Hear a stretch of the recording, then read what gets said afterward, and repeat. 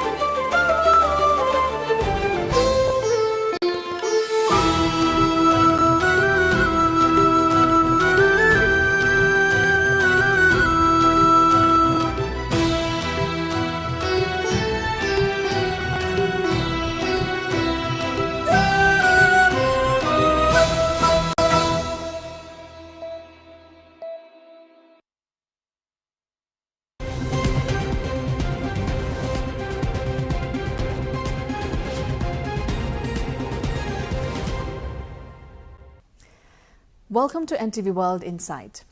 In September this year, the country faced its worst unrest in decades, leading to Prime Minister's resignation and raising serious political and economic uncertainty. Nepal's growth has averaged just 4.3% in recent years. Youth unemployment is almost 23%, and a significant portion of GDP comes from remittances, which have prevented around 2.5 million people from falling into poverty.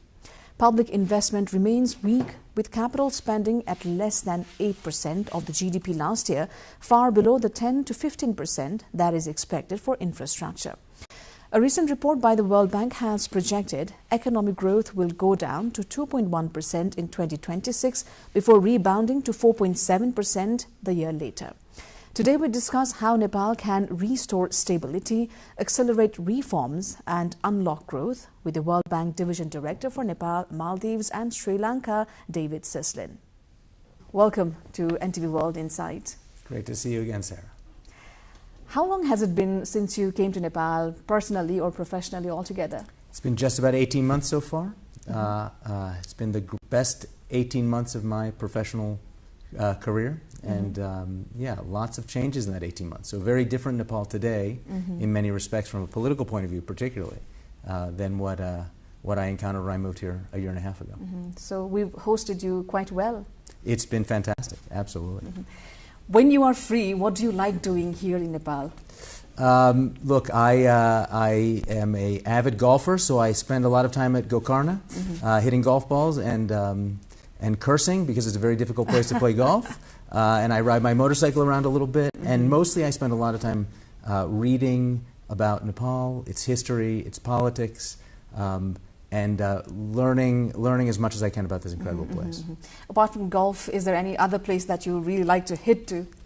You know, I would say that since I'm here without my family and I'm here alone, many of the bartenders in Kathmandu know me well. So I do spend some time out with my friends, enjoying the incredible nightlife in the city. All right, to begin with, the country partnership framework, the $2.7 billion support project for Nepal. How is it going so far? Oh, thanks. That's a great question. Look, the World Bank has a long-term partnership with Nepal. We've been here for more than 60 years.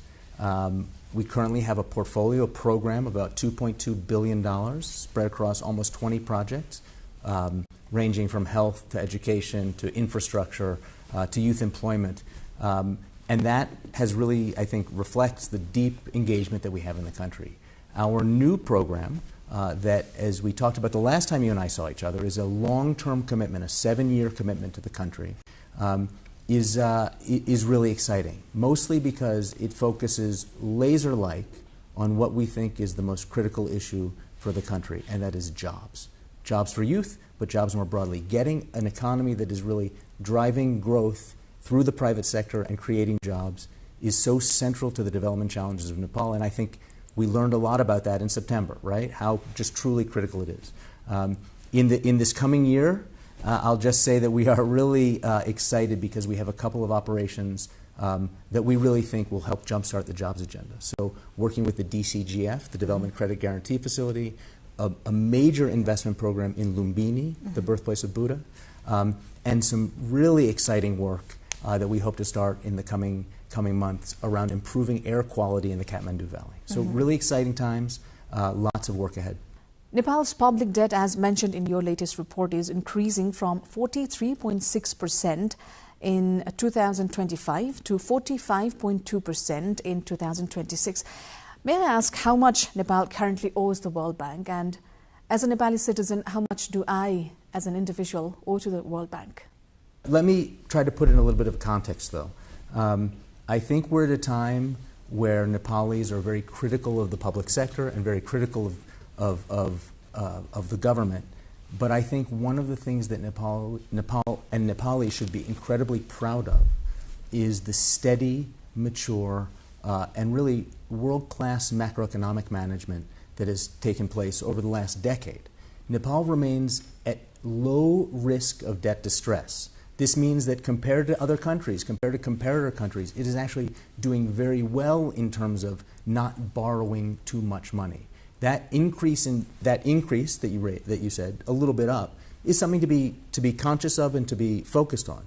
But the biggest challenge in Nepal is not the amount of debt, but turning that debt into productive investment, making sure that when you are borrowing from the World Bank or the ADB or the markets or Nepalis themselves, that you are really able to make investments that deliver returns.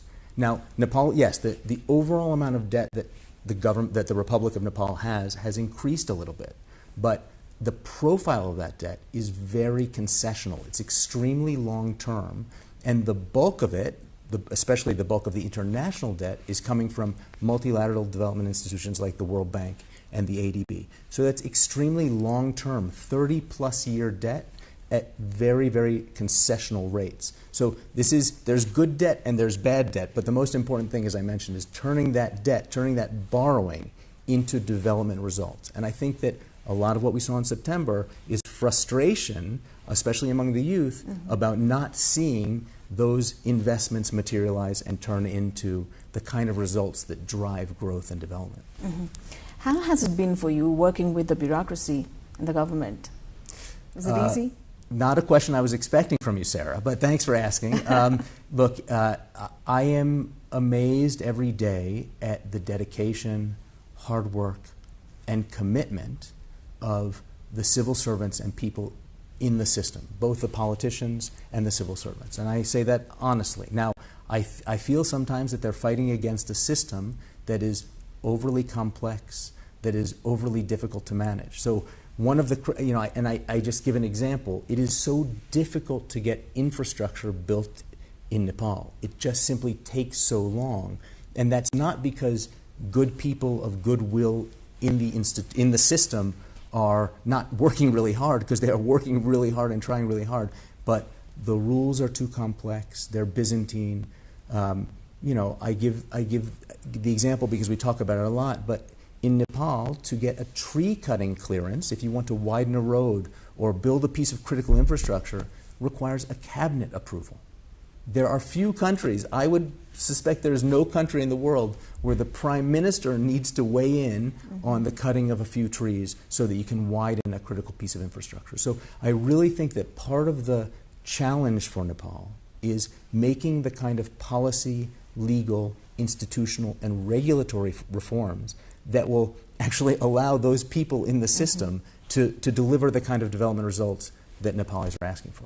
When you talk about the tree cutting requirement, conservationists would not accept it, or they would conflict. You know, look, there's been Nepal is one of the most successful countries in increasing its forest cover, right? The increase in forest cover from the 1970s to today, I forget what the number is, but has been world-class. We're now at a time where actually Nepal's biggest challenge is not in increasing its forest cover, but in doing two things: converting that incredible assets of forests into productive use, and second, making the kind of infrastructure investments that will allow growth and development to really take off. You talked about the growth rate of being at 4.3% in your intro. That is simply too low. Nepal needs to get to that 7 and 8% of growth rate if it wants to reach escape velocity, to get out of this lower income and soon to be lower middle income world that it's living in. The non-performing loan ratio increased from 3.9% to 4.6% in 2025. What immediate steps would you suggest Nepal should take to reduce the financial sector's vulnerabilities? Right, so great question, and this is really about the domestic financial sector, the domestic banks. I think it's important to put in, so yes, we've seen a little bit of an uptick in non-performing loans, and this is troubling. But we do need to put in the context. The banking sector in Nepal is quite healthy. Capital adequacy ratios are high and acceptable, and profitability remains solid. But this increase in NPLs, in non-performing loans, is troubling because it starts to constrain credit growth. And we know that credit growth, lending to private enterprise for making investments and building businesses, is central to the development trajectory in the country. So a little bit troubling. Overall, not a worrying situation in the banking sector right now, but I think it underpins the broader challenge in the country, which is that we don't see investment, either by the public sector or by the private sector, and here we're talking about the private sector largely, as being enough and fast enough. So making sure that, that remittance money that's coming in is really being translated into investment and not just consumption. Investment levered by banking loans and not just consumption. These are all very interconnected. Remittances support our economy, yes. Absolutely. But we're trying to also raise jobs. How do we come about, changing the scenario for Nepal? Because definitely, if we continue to be dependent on remittances, it's not going to be sustainable. Well, you've touched on what I really think, Sarah, is the central story in the Nepali economy. Okay? And it's nuanced. It has good and bad. It's not black or white. Let's be very clear. Nepal has reduced extreme poverty faster than almost any country in human history. So when I started my career in the World Bank, extreme poverty in Nepal was 55%. And today it is 0.37%. It's almost zero extreme poverty. That's at a low level. And that has happened almost exclusively because of this remittance flow. Last month, 200 billion rupee, about 1.5 billion US dollars, came in remittances. Right? This is $2 million US dollars per hour, 24 hours a day, 7 days a week for a month. I mean, a remarkable story. But it hasn't translated into investments, private sector growth, and job creation that we really wanted to see. It's not a bad thing, remittances. It has been the lifeline of the country. It has been the backbone of the country's growth and development story. But as this country becomes more urbanized, as people are having less babies, as that demographic bulge starts to pivot, it will be really important to translate translate into a situation where jobs are created in the country, We have 2,000 young Nepalis a day leaving the country to work abroad. So you asked me about my time here in Nepal. So I've been here for 18 months, and you can do the math. If 2,000 Nepalis a day are leaving the country, in the short 18 months that I've lived in Budanilkanta, almost 800,000 Nepalis have left the country to work abroad. So this is something that has been the lifeline of the country and will continue to be very important, but we really need to complement it with opportunities in Nepal. We need to give young Nepalis the choice. Do you want to go work abroad, or do you want to pursue a career with good opportunities here in the country? So I really think this is the central challenge of the economy. When we talk about the use of remittances, the contribution and the importance that it holds, where do you think is the gap in actually using it in sectors that could materialize into something bigger? Great. It's a great question. I don't have the answer. What is clear is that massive remittance flow that we talked about, and again, remittances are about 50 times the amount of ODA, of money that comes from the World Bank and the ADB and development partners. So it's 50 times more money every year is coming in remittances, but right now it's mostly being used for consumption. And that's been fantastic. It's paying for private schools, it's paying for private health care, it is paying for your cousin's scooter or your mother's scooter or a television or putting food on the table. But what we're not seeing it translate into is Nepalis whose son, daughter, cousin, mother is abroad taking that money and making productive investments. Because I think there's such concern about the difficulty in running a business in the country. The business environment is not what it should be. That is so challenging. So turning that remittance flow into both productive private investment and also making sure that the government can make use of those resources to make productive public investment is the investment challenge.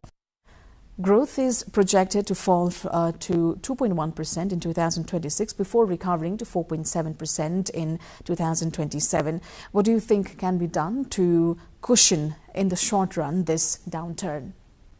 Right. So we are regrettably projecting a quite significant downturn in growth, largely as a result of the events of September. And the main channel of that has been through the tourism sector. Right, we're seeing a significant decrease in tourism. I think it was down 18% in September and into October, and really expecting that if we see a smooth and peaceful political transition, and if we see the continuation of a serious reform agenda to make that business environment that we just talked about more compelling, to attract foreign direct investment, to reduce red tape, to get much more clarity on issues like taxation and customs, that we would see a return to significantly higher level of growth. We're projecting 4.7 in next year, but still that remains too low, right? I mean, we really need to think about how Nepal can get to that 7, 8, 9% growth rate. There are some really exciting green shoots, really exciting things that we're seeing happening, particularly in the IT space. So in the last few weeks, we saw the first Nepali firm listed on the NASDAQ, right? This is incredibly exciting stuff. More of that faster is what Nepal really needs. Public capital stock fell about 75% of the GDP in the mid-1990s to about 54% in 2019. Is this drop alarmingly concerning for our country? Look, it's definitely a problem. We know globally that there are really two factors that drive economic growth. The growth in the public capital stock and what we call total factor productivity, or how you turn your factors like capital, like your people, into productive assets. And on both of these fronts, Nepal has some significant challenges, right? The big issues in the education system that we know about, that means that our human capital is not delivering, and a downturn in the investment in capital investment reflected in the budget, and also how much of the government money is actually spent, that has been a real problem. So we've seen the actual execution of the public investment. So when the government budgets 100, the amount that they actually are able to spend over the course of a year has actually come down over time. So not only is the government budgeting less for capital investment, but it's spending less of the money that it's budgeted. And so, as a result, fewer roads are getting built, fewer airports are getting upgraded, fewer hospitals and schools, and all of the kind of critical infrastructure that we know makes up that capital stock is actually being delivered for the Nepali people. Foreign direct investment inflows also remain subdued in recent years. What do you think can Nepal do to attract more investment, especially considering all the political uncertainty and also considering the Gen Z movement? Yeah, I think the troubling issue with foreign direct investment in Nepal is that the low levels of FDI today are not a reflection of the events of September. It has been a really troubling trajectory of very, very low levels of FDI over time. Mm-hmm. And this is something, again, we talked a little bit about this. We want to see Nepalis invest in Nepal, but bringing technology and investment from abroad is actually really central to getting that total factor productivity that I talked about raised. And we see very, very low levels of it. And there's a number of reasons for it, right? One is political and policy uncertainty. If I'm a foreign investor and I'm not sure if the government is going to change in 3 months, 6 months, 9 months, or multiple times over the next year, I'm going to be hesitant to invest. So political stability and policy stability is really critical. Clarity on issues like taxes is really critical. Honoring the trade agreements that the country has is really critical. So giving the policy environment that people are willing to make the investments in, willing to take my money from abroad and put into Nepal, is absolutely central. The poor quality of the infrastructure in the country remains a major drag on things like foreign direct investment. I give you an example. 28% of agricultural production is lost in transit inside Nepal just because of the poor quality of infrastructure, the lack of storage, etc. So if I'm a foreign investor thinking about making a major agribusiness investment, am I going to choose Nepal, where the roads, the bridges, the airports, the quality of infrastructure is so poor, or am I going to think about somewhere else where my money is safer because of the lack of capital stock? So really, many of the questions that you've asked really have this thread that ties through them. Right? So this is recent. Some time back, the World Bank, through IDA, ADB and Switzerland launched a 3-year partnership to strengthen Nepal's disaster risk management and build climate-resilient infrastructure. How will this partnership move forward, and who will it benefit? Super excited about it because our collaboration with the ADB particularly is a centerpiece of our engagement here. I think that's something that is very important. We really try to work as one team to support the government of Nepal in its development journey. And we've been really fortunate to be able to partner with the government of Switzerland, who's been providing a significant amount of grant resources around this issue of climate change, climate adaptation, being able to deal with disaster risk in a more sustainable and thoughtful way. So Nepal is one of the countries that is most exposed to disaster risk, both from earthquakes but also from things like flooding. And so being able to partner with Switzerland and the ADB in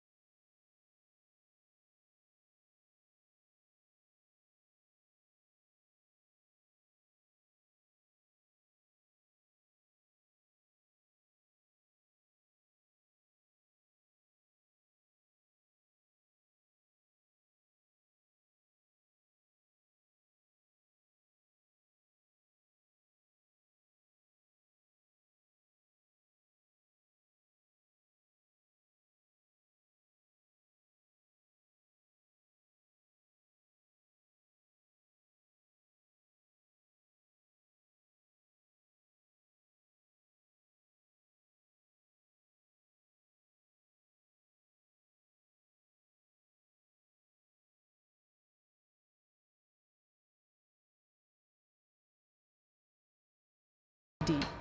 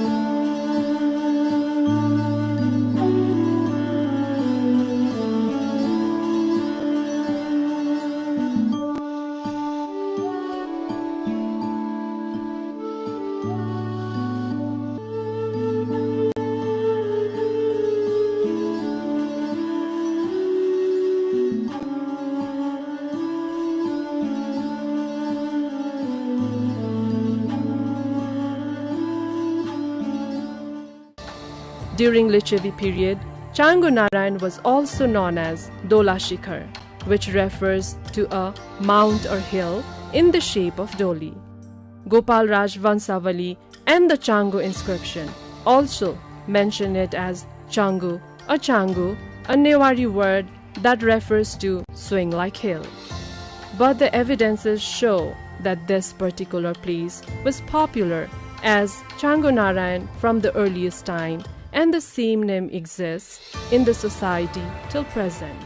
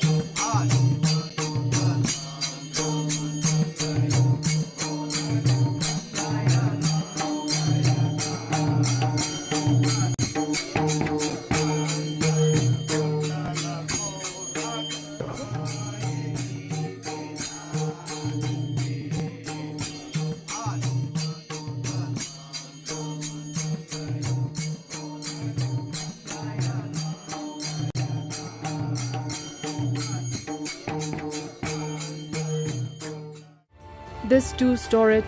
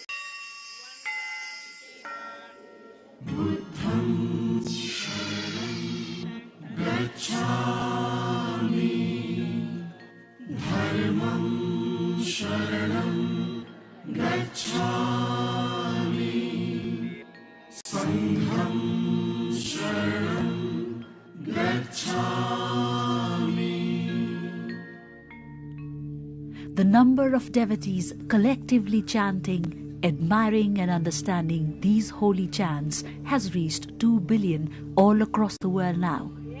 This implies that the population following Buddhism is increasing by the day. Buddhism rests upon the principle that one must be empathetic, kind, and exonerate towards all living beings.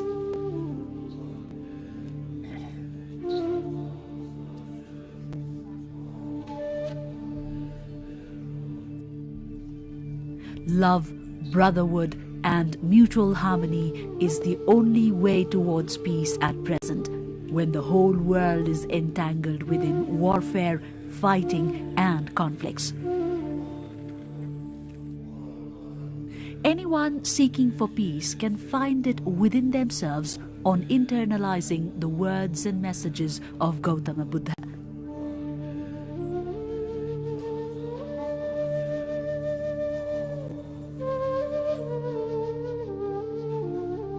Gautama Buddha, also known as the Light of Asia, established himself as the preacher of Buddhism and enlightened the whole world with his message of peace, awareness, kindness, and wisdom.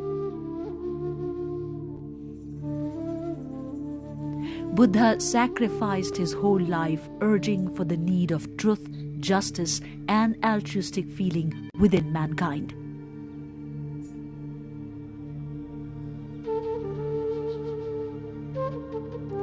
Gautama Buddha was born in Lumbini. It lies in the western part of Nepal in Rupandehi districts of the Lumbini zone. Lumbini has been protected under the World Cultural Heritage Site since 1997 AD.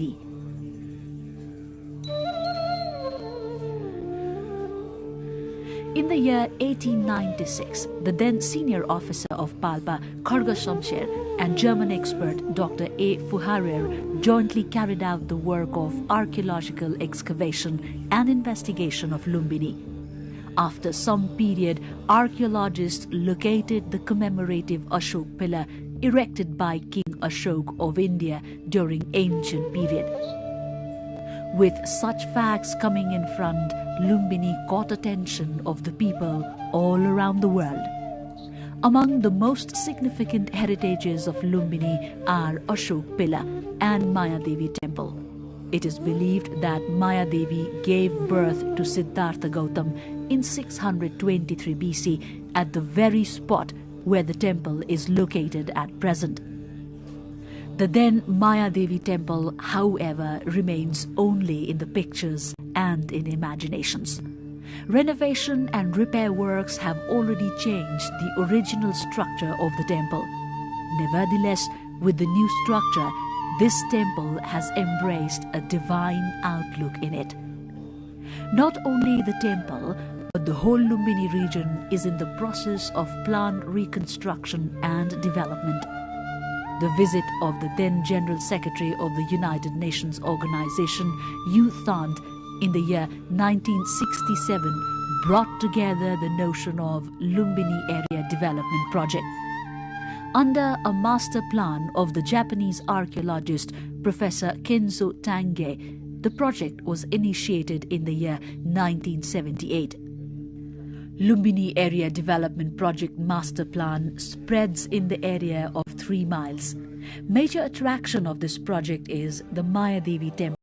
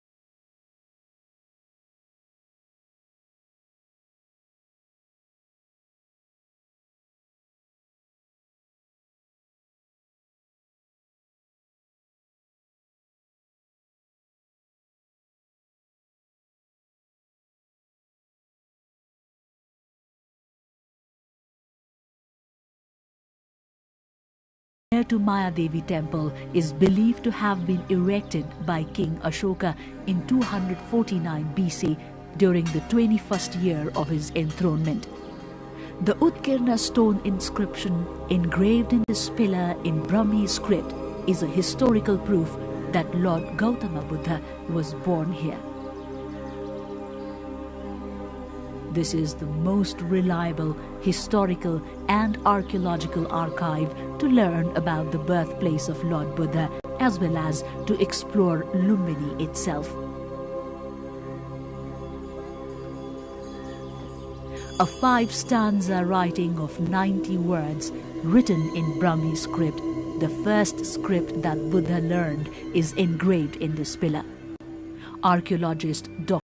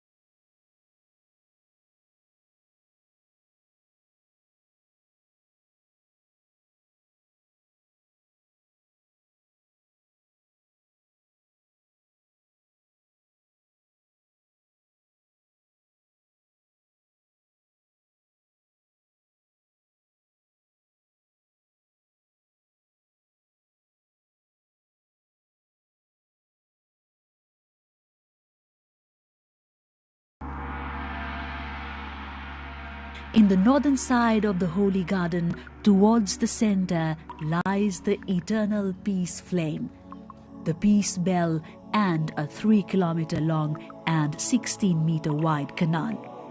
One can also view the World Peace Pagoda from here.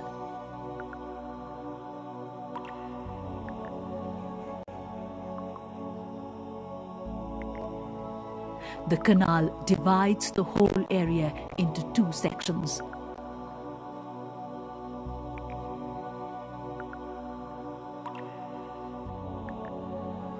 Towards the eastern monasteries, 13 plots are designated to Thur Buddhist and 29 plots are allocated to Mahayani Buddhist in the western monasteries.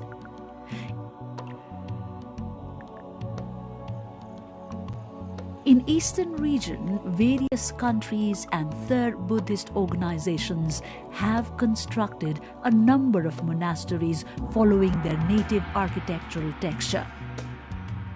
Myanmar, Sri Lankan, Indian, Cambodian and Thai government, including Nepalese, have constructed stupas and guest houses in these areas following the agreement with Lumbini Development Trust.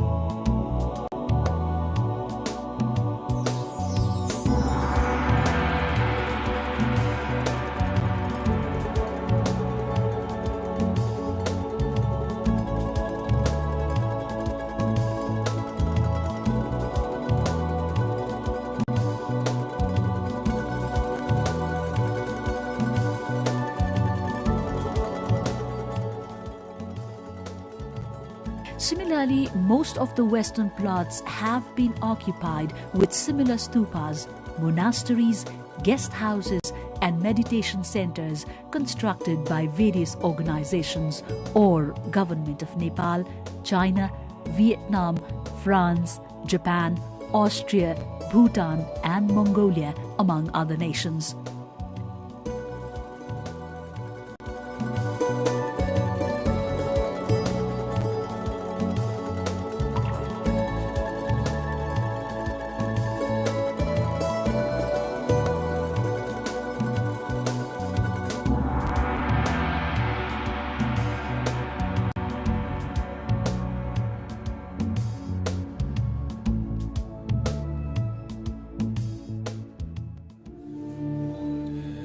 In these monasteries, Buddhists perform their regular worship, enchantments and meditations according to their own customs.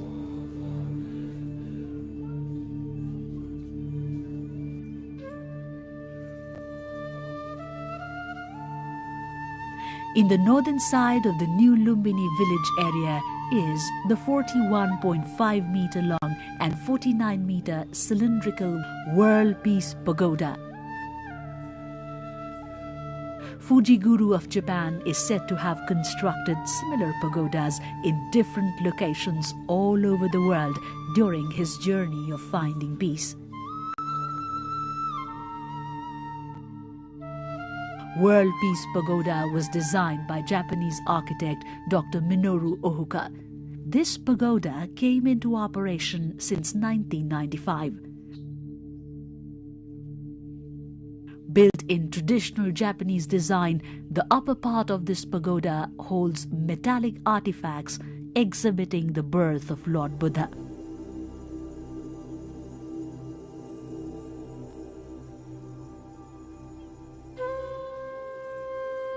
Lumbini Museum and Lumbini International Research Center are other important places to visit once one reaches Lumbini. These buildings, constructed in pagoda style, portray an architectural masterpiece in themselves. Inside Lumbini Museum, the archaeological remains found during the excavation of Lumbini area are preserved inside a large hall.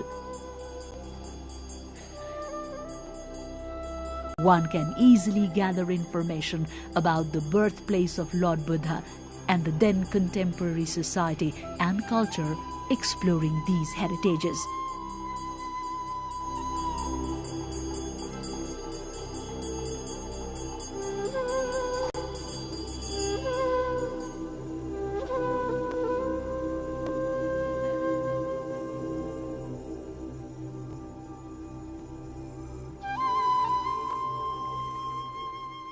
Within the building, designed by Professor Kenzi Tange himself, Lumbini International Research Center has been established.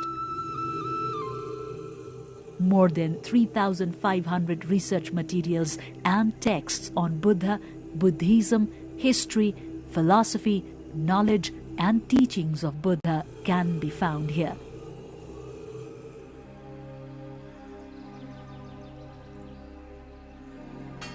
For the visitors' comfort, the center has provided the facility to read texts on different languages, including Sanskrit, Chinese, Japanese, Turkmen, Burmese, Thai, Nepali, and Nepal languages.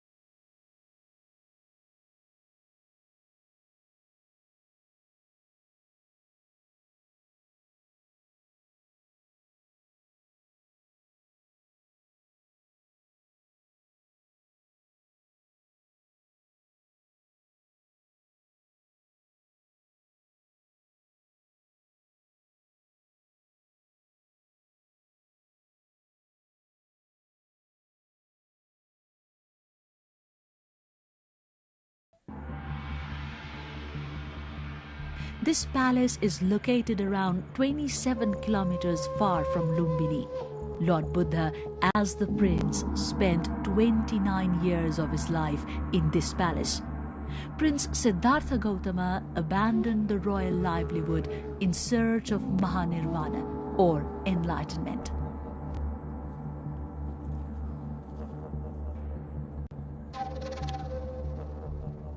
In the year 1898 AD, Indian archaeologist P.C. Mukherjee, following the description of Chinese traveller Hu Yansanga, and unveiled the unknown facts about Tilaurakot after his 4 months-long research and excavation works. He mentioned that the Tilaurakot Palace stretched in the area of 1,700 feet north-south and 1,300 feet east-west direction, was surrounded by walls up to 8 to 12 feet. The main entrance gate had Buddha stupas and monasteries in both the sides. All these buildings are under excavation and protection at present. Mukherjee has also maintained that King Suddhodana ruled his kingdom from the same palace. Hence, no doubt remains on the fact that the present Tilaurakot was ancient Kapilvastu. Archaeological debris as well as ancient palace and east-west entrance constructed since 4th century BC to 2nd century BC can be observed vividly now as well. Another historical site of Lumbini is Kudan, also known as Lauri Kudan, around 28 kilometers southwest of Lumbini. Myths have it that Lord Gautama Buddha met his father King Suddhodana at this very spot for the first time on returning to his hometown Kapilvastu after attaining enlightenment. Others say Prajapati Gautami, Gautam Buddha's foster mother, handed him Kayas Vastra at this place. Some others also claim that at this very site, Gautama Buddha's son Rahul transformed into Buddhism and turned a saint. Inscription held the existence of 4 walls and 1 buried well at this place. However, only 3 walls can be seen at present.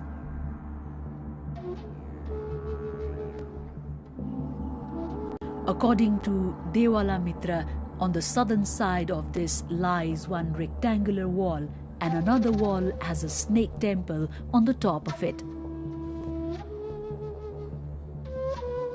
In the largest wall, located at northeast direction, idol of Lord Shiva and the remains of other idols can be seen at the top.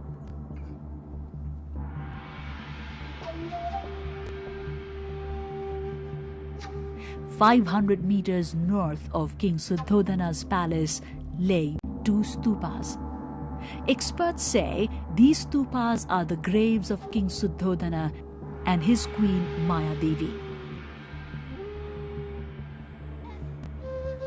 The largest stupa has the area of 52 feet and is 75 feet high, whereas the smaller one has the area of 26 feet. The largest stupa is said to be constructed in the 4th century BC and was reconstructed 3 times during the 2nd and the 1st century BC.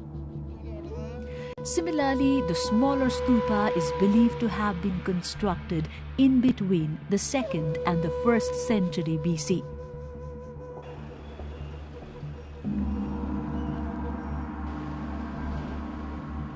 Devadaha, that lies in Bhawanipur of Rupandehi, is said to be the maternal home of Siddhartha Gautama. Inscriptions say that Siddhartha Gautam spent 7 years of his childhood in Devadaha. Also, it is believed that he, upon attaining enlightenment, paid a visit to Devadaha. Devadaha is also popularly regarded as the maternal home of Queen Mayadevi, Queen Prajapati, and Princess Yasodhara. 10 idols are established in a single row in the eastern wall. However, the structure of all other idols besides one of the sun god in the center is unclear. This place, serving as an open museum, still needs a rigorous research and study to explore more about Kolia Kingdom. Ramgram Monastery has been constructed in the sidelines of Jharahi River towards 4 kilometers southeast of Parasi of Nawalparasi district. 7 meters in height, this monastery was constructed, establishing one metallic remains of Lord Buddha in its base. This monastery is one among the 8 monasteries constructed worldwide with the metallic remains in their base. This monastery was constructed upon the order of the king of Ramgram. He was the 8th king to receive the remains of Lord Buddha. Buddhist religious texts say that King Ashoka was. Aurora Court is an ancient town situated 8 kilometers northeast of Taulihawa. Aurora Court is regarded as the location of Kanak Muni Buddha. But scientific research is necessary to trace further facts of this town.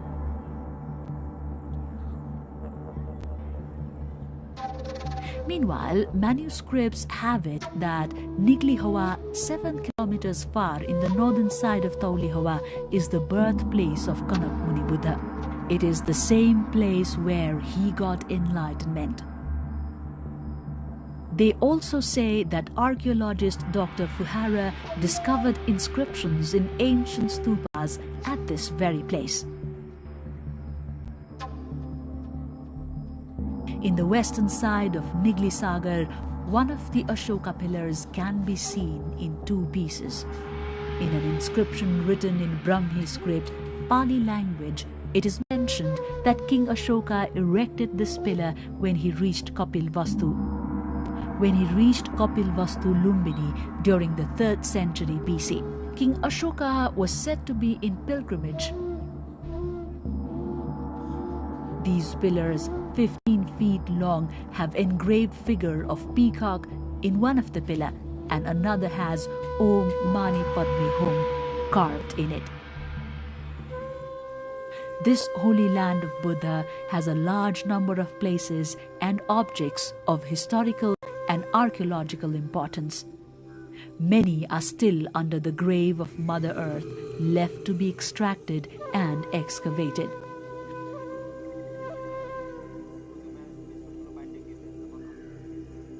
After watching this documentary about Holy Land of Lord Buddha, you need not reach far to realize peace.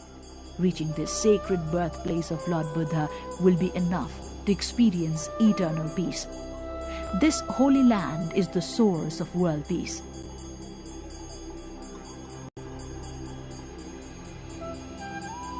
Lumbini is the center of serenity and harmony among all the people in the world. World Cultural Heritage Site and Shakya sage Gautama Buddha's birthplace is a precious gift for the whole world.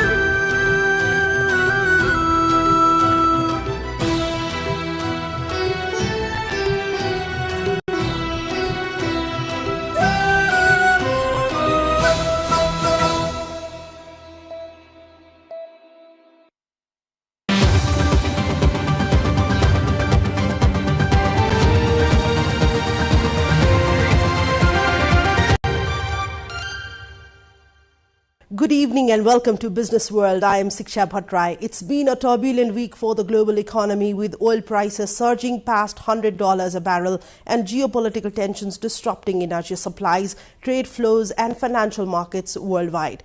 From rising inflation risk to major developments in technology and global trade, here is your comprehensive weekly business roundup.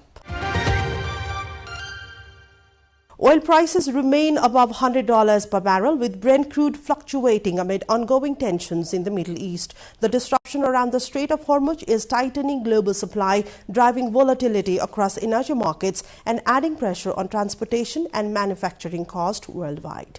Oil prices have again risen above $100 per barrel as energy markets see little relief amid the biggest disruption to global energy supplies in a generation. Brent crude, the international benchmark, surged more than 9% on Thursday as traders weighed the prospects of weeks or even months of turmoil in energy markets as the United States and Israel wage war on Iran. Asian stock markets, including exchanges in Tokyo, Seoul and Hong Kong, opened sharply lower on Friday, following steep losses on Wall Street overnight. The latest surge in oil prices came after Iran's Supreme Leader Mojtaba Khamenei pledged to maintain the effective closure of the Strait of Hormuz, which normally transports about 1/5 of global oil supplies. Meanwhile, the United States loosened sanctions on other countries buying Russian oil and petroleum already loaded on vessels at sea to curb the economic impact of the US-Israel war with Iran.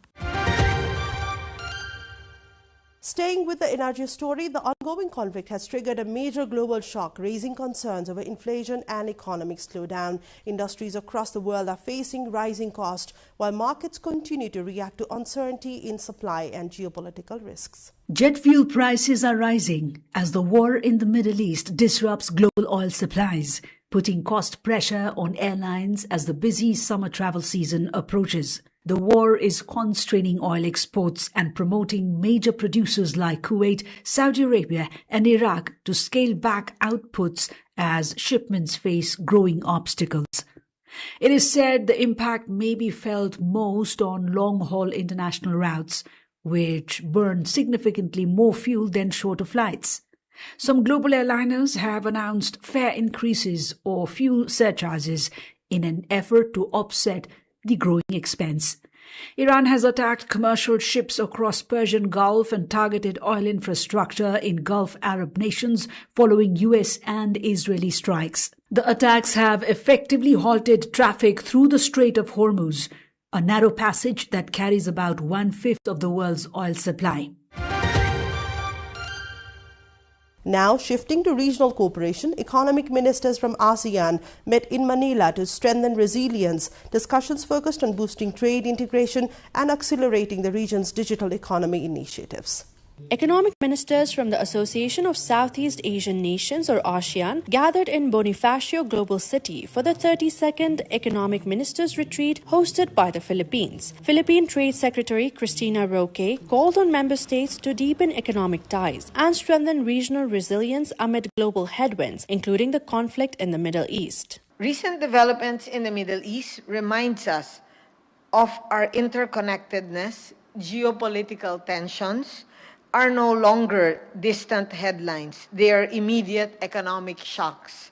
They manifest in volatile energy markets, disrupted shipping lanes, and shifting investor confidence. This body will ensure that we are not just reacting to global shifts, we are navigating them together. Ministers discussed measures to boost the region's economic resilience and exchanged views on current regional and global economic developments. Talks also focused on key initiatives such as negotiations on the ASEAN Digital Economy Framework Agreement aimed at accelerating the bloc's digital economy. The meeting also reviewed ASEAN economic priorities under the Philippines' 2026 chairship theme, Navigating Our Future Together. The ministers also exchanged views on the current regional and global economic developments, enhancement of ASEAN economic community performance monitoring, as well as a number of key initiatives such as Timor-Leste's accession to ASEAN economic agreements and ASEAN's external economic relations issues.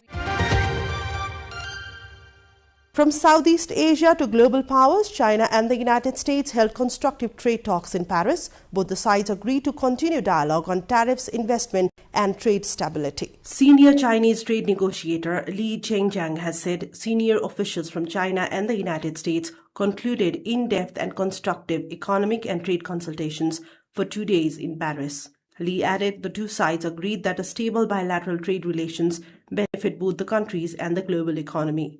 Discussions covered tariffs, investment promotion, and mechanisms to manage disputes. U.S. Treasury Secretary Scott Bessent emphasized that talks aim to prevent retaliation and maintain stability ahead of President Donald Trump's planned visit to Beijing. The sessions also addressed lingering U.S. trade measures against China, including Section 301 investigations, import surcharges, and market restrictions. Chinese officials urged Washington to remove unilateral tariffs and promised to safeguard China's economic interests. Both sides agreed to explore a bilateral cooperation mechanism, continue consultations, and strengthen dialogue to promote sustainable, stable economic and trade relations.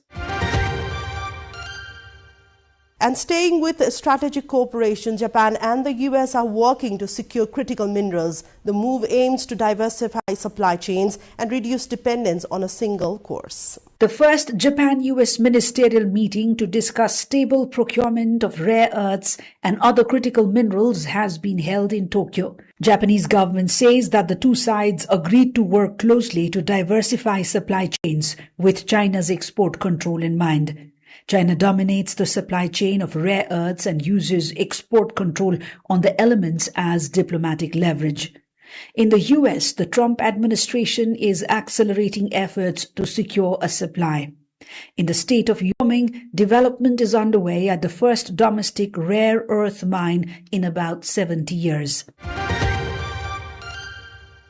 Now towards South America, trade tensions between Ecuador and Colombia have escalated sharply. The dispute is disrupting cross-border commerce and affecting businesses and supply chains in the region. People have been crossing the Colombia-Ecuador border on foot as transport blockades and trade disruptions limit normal movement between the two countries. The situation had worsened after traders blocked a road by installing a container in Ipiales, in Colombia's Nariño department, protesting the trade war between the government of Gustavo Petro and Daniel Noboa, which includes the imposition of tariffs. The dispute escalated after Ecuador raised tariffs on Colombian imports to 50%, following an earlier 30% levy imposed by President Noboa, who has accused Colombia of failing to cooperate on efforts to combat drug trafficking and illegal mining. The expanding trade conflict is now affecting cross-border commerce, supply chains, and economic activity in both countries. Turning now to technology, AI agent tools are rapidly gaining popularity in China. Major tech firms are backing their expansion despite growing concerns over cybersecurity. An AI agent tool called OpenClaw is rapidly gaining popularity in China, drawing strong interest from tech companies and users, despite official cybersecurity warnings. Developed by Austrian programmer Peter Steinberger, the tool allows users to connect it to existing AI models and automate real-world tasks such as sending emails, organizing files, and booking flights. Major Chinese tech firms including Baidu, Tencent, Alibaba, and ByteDance are offering cloud services and affordable coding plans to support deployment of the technology, which is seen as safer than downloading it onto a personal computer. Several cities such as Wuxi and Hangzhou have also pledged funding to promote adoption and development of OpenClaw and other AI agents. However, Chinese cybersecurity authorities have warned users to exercise caution due to risks that such agents could gain broad access to personal digital services if compromised. And staying in the tech space, NVIDIA is restarting production of AI chips for China. The move reflects strong global demand for advanced semiconductor technology. NVIDIA has announced it is restarting production of high-performance chips for customers in China. CEO Jensen Huang made the announcement at NVIDIA's annual developers conference in San Jose, California. The company showcased its latest technology ranging from robotics to supercomputers, highlighting its expanding role in AI innovation. Huang said the restart comes after the company received multiple purchase orders from Chinese clients. The move reflects strong global demand for advanced AI chips despite despite ongoing geopolitical tensions affecting technology trade. Now we take you to Vietnam, where authorities are accelerating the rollout of biofuels. The initiative aims to reduce reliance on fossil fuels and strengthen long-term energy security. The 1 million hectare rice project has achieved many impressive results in Vietnam, including a reduction of approximately 45% in the quantity of seeds sown, 30% in fertilizer use, and decreased pesticides use and irrigation water consumption. These reductions have been accompanied by a roughly 12% increase in yield. Consequently, average profit has risen by an additional $230 per hectare per crop, and carbon dioxide emissions have fallen by about 4 tons. Currently, around 200 businesses are participating in the project, spanning from input to output. Vietnam says just within 2 years of implementation, the results have demonstrated clear economic and environmental benefits. And finally to Japan, where Uber is preparing to launch robo-taxi trials in Tokyo. The project marks a major step forward in autonomous transport and the future of urban mobility. Uber has announced its first robo-taxi partnership with Japan, teaming up with Nissan and British autonomous driving startup Wave for a pilot program in Tokyo. The companies plan to launch a trial of self-driving taxis by late 2026, pending approval from local authorities. Riders will be able to hail the vehicle through the Uber app while the car is powered by Wave's AI driving system and supervised by a trained safety operator inside the vehicle. The partnership comes as global companies including Waymo, Tesla, and Baidu's Apollo Go race to deploy autonomous taxi services. The Tokyo trial is expected to be one of the toughest tests yet due to the city's dense traffic, complex roads, and strict safety standards. And that's your business news roundup for this week, covering the key stories shaping the global economy. I'm Siksha Bhattrai. Thank you for watching and staying with us. Stay tuned for more updates, insights, and stories from the world of business.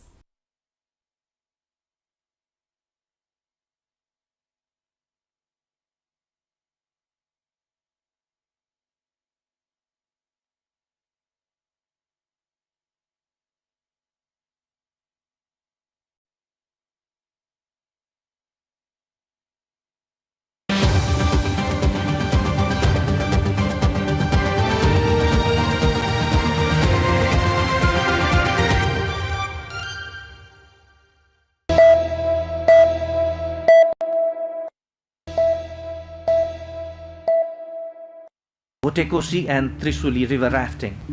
Rafting has lately been gaining popularity among tourists. The adventure sport, which previously was popular only among foreigners, is now drawing the local tourists as well. Trisuli and Votekosi rivers that are close to Kathmandu are two popular destinations for rafting in Bagmati province. Let us first explore Votekosi.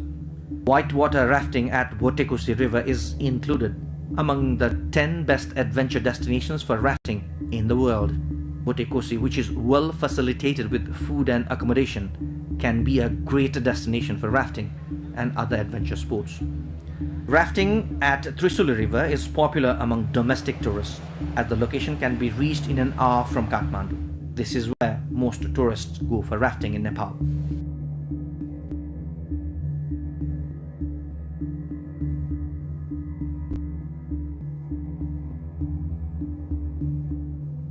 Rafting packages of Votekosi and Trisuli are appropriate for those who want to spend some good time for a few days.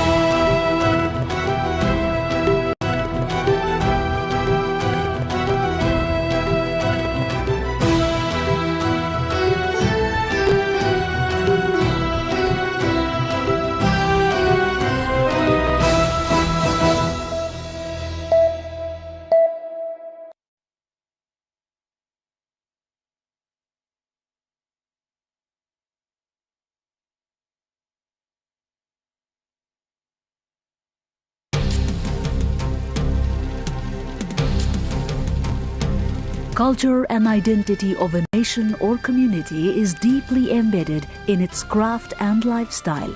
In this, specialized craft producers are major actors. Besides specialized skills and uniqueness, time adds value to such crafts. In this film, we explore two such specialized crafts, one in Kathmandu and the other in Niigata, that have played significant role in elevating their respective national culture and identity in the world's fair.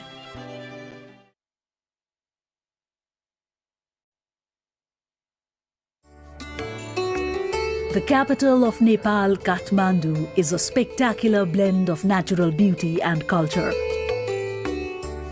Habitat to about 2.5 million people, the city holds a rich cultural history that dates back to the ancient times. The 7 UNESCO World Heritage Sites it encompasses are evident to the fact.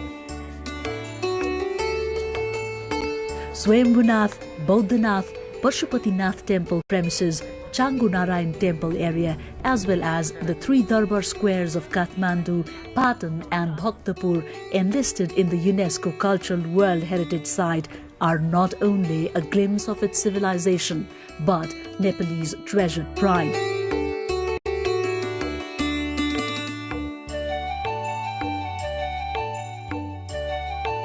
The civilization of Kathmandu, that lies 1400 meters above the sea level, seemingly holds a close connection with copper products since time immemorial.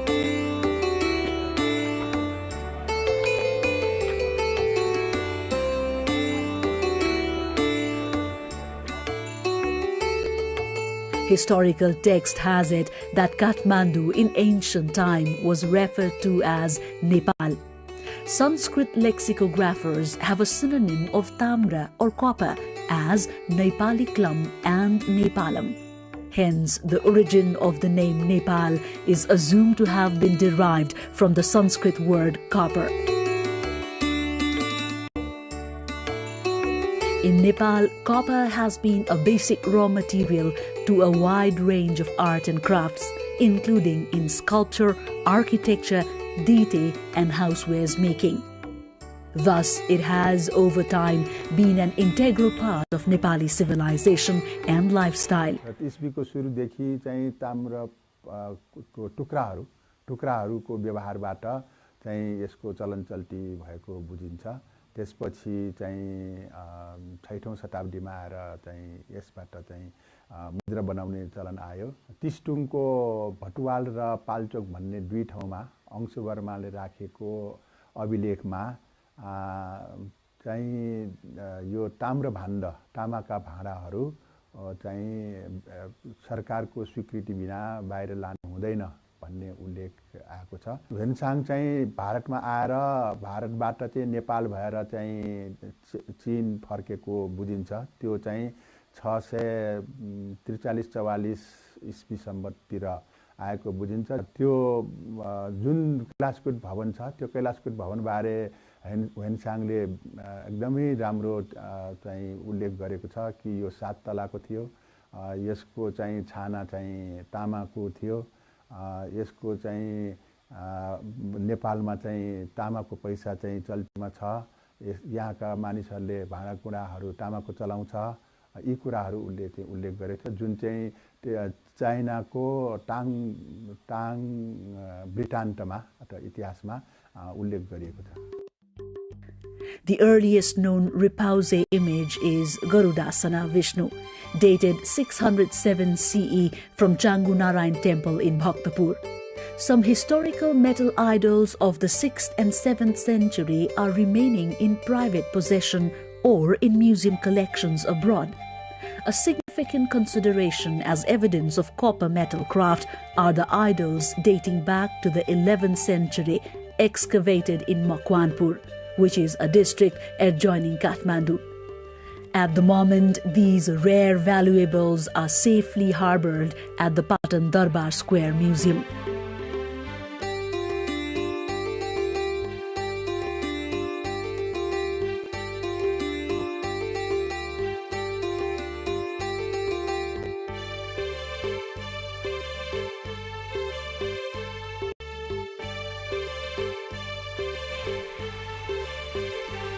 Among the 3 cities of Kathmandu Valley, Patan is comparatively popular for copper craft. Hundreds of families, especially the Newars, who are natives of this cultural city, have been preserving their ancestral legacy of manufacturing copperwares and artifacts for generations now.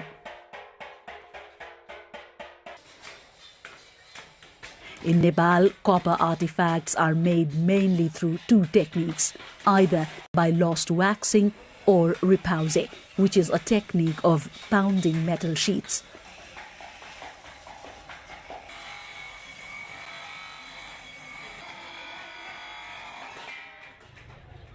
The Malla period between 1200 to 1482 is considered a golden era in terms of metalcraft in Nepal. An array of work dazzling in its quantity and quality was produced then, much of which survives.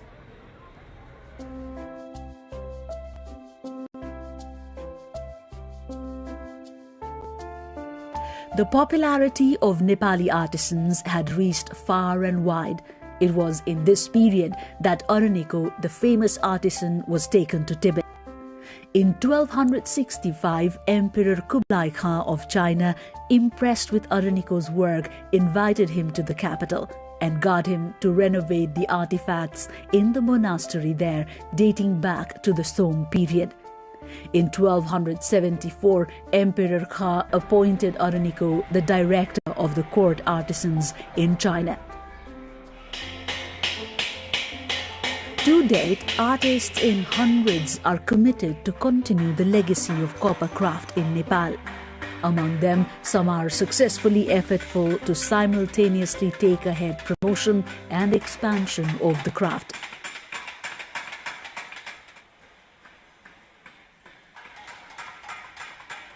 Among such names is Rajkumar Shakya, renowned for his crafts and entrepreneurship. Shakya was born on 1966 in Patan in a family of metal craftsmen. हाम्रो पुर्खौली अब बाजे बराजु देखि नै यही काममा लाग्नु भएको बुवाले काम गर्नु भएको जासलमा बसेर बुवासँगै बसेर खेल्दै सिक्दै काम गर्दै गर्दै परम्परागत तरिकाले नै सिकेको मैले सानो बेला सिक्दाखेरि त्यति बजार पनि थिएन यो कलाको अहिले आउँदाखेरि यो कलाको चाहिँ बजार पनि अन्तर्राष्ट्रिय जगतमा फैलिँदै गयो यसको चाहिँ उत्पादनमा पनि वृद्धि गर्नुपर्ने देखियो Shakya's works have made a niche both in the national and international market. Passion, focus, devotion and search for new ideas is what has elevated Shakya's profile as compared to other artists. The incomparable expression of skill and creation of beauty are reflected in his works, which are beyond imagination for any ordinary artists.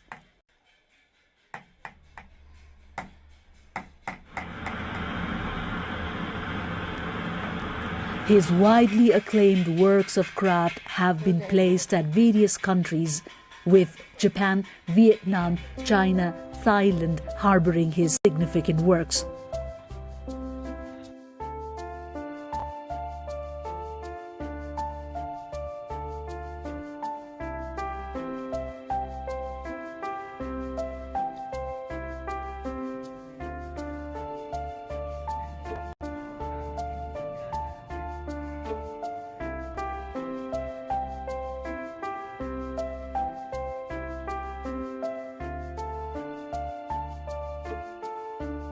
The latest is the 155 feet tall idol of Guru Padmasambhav in Bhutan. Based on repoussé, pounded sheets of copper were wrapped around iron skeleton which was built using modern architecture.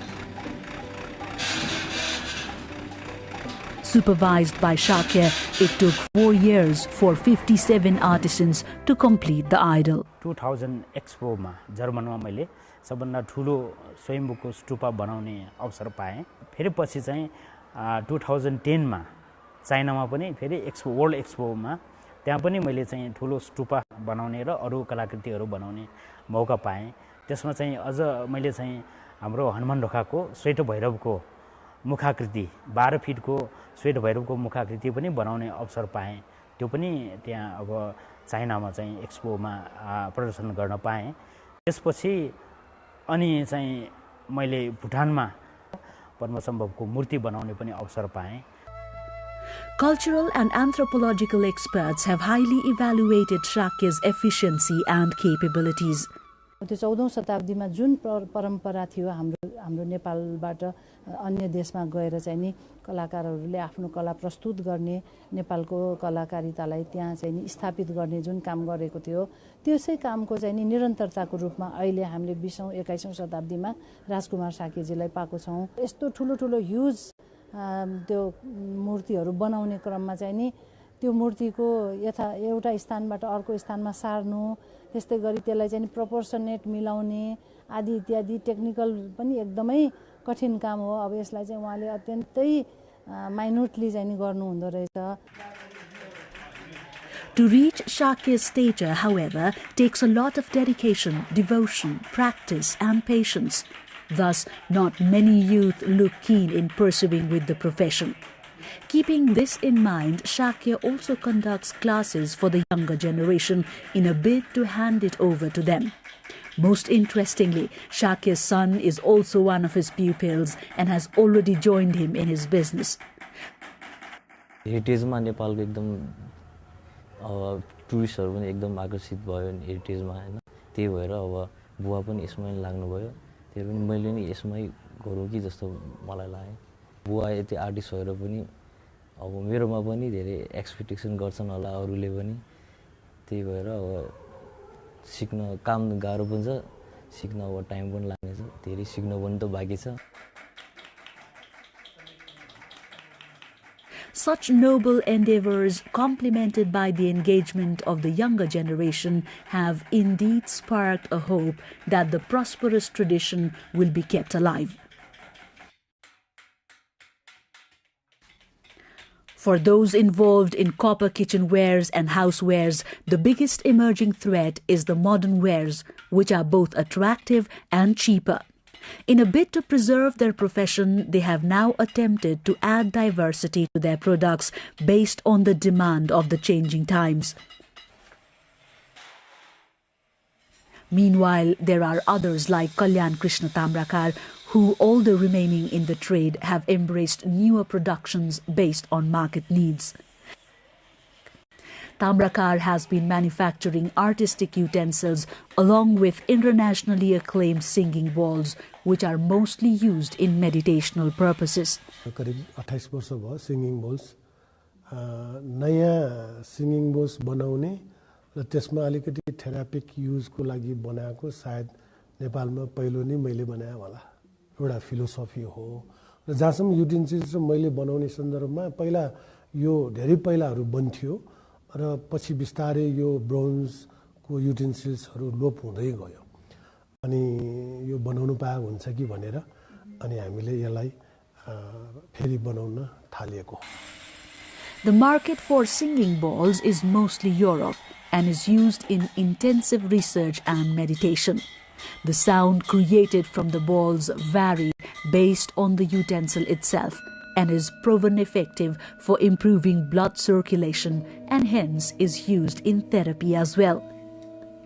Tamrakar, whose forefathers had been copper craftsmen by profession, has justifiably promoted their knowledge and skills in the wider market through entrepreneurship. Majority of his buyers are from Germany and Japan. やはり他で買いが利かないのと、さらにその日本の求める品質にネパールの人たちが合わせてものを作ってくれるからと思います。私のユーザーは心を癒すそういったツールを大変求めているユーザーが多いです。例えばアロマセラピーの方でヨガの方、そういった方たちの要望に応えるためにネパールから輸入しようと思いました。そうすると残ってる手作りは大変高い、ほとんどアーティストのレベルしか残りなくなります。一般の方が使う商品はもう今やネパールでないとできないのが現状だと思っています。ですから私たちのユーザーはそれを望んでますから、今私もネパールから大変たくさんの量を輸入しています。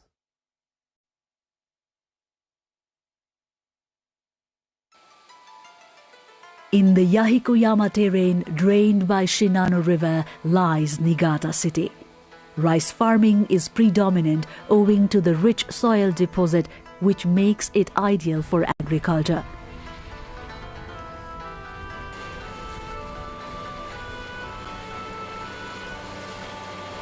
Besides, it is also renowned for the high-quality copper mines. During the Meiji period, copper mining flourished in the foothills. Adorned in tulip blooms, the designated city of food and flowers does not rest even amidst thick blankets of snow.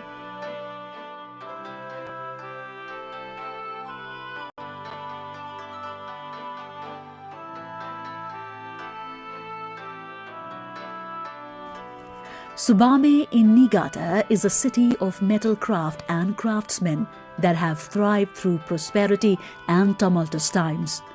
At the beginning of the 1600s, lot of artisans came to exist in the Tsubame-Sanjo area, driven by the local administration's policy of encouraging side business. Thus originated the metal processing industry from the making of Japanese-style nails known as wakugi. The first artisans also produced household items including agricultural tools, kitchenwares and tobacco pipes. Once Japan started importing Western-style nails, the number of artisans gradually started decreasing. During the Second World War until 1945, the factories in the local area had to be mobilized to produce military goods. The 1950s was a time of mass production and mass consumption in Japan. Thus, metal processing companies grew multifold in number and size. Following the Plaza Accord that largely intervened currency markets, the factories gradually lost their business to their overseas competitors. They did not have as many orders as they once had. As a result, the local business temporarily but sharply declined. 今、燕市で追記銅器というふうに言われている、器といいますか、ものがありますけれども、それは一般的に金工でいう金属を加工する技術の中の単金と言われるものの一つでして、それを全国的に同じような技法はたくさんあるんですけれども、燕市ではそれを追記銅器と呼んでいる。燕市の追記銅器というのは伝統工芸技術としても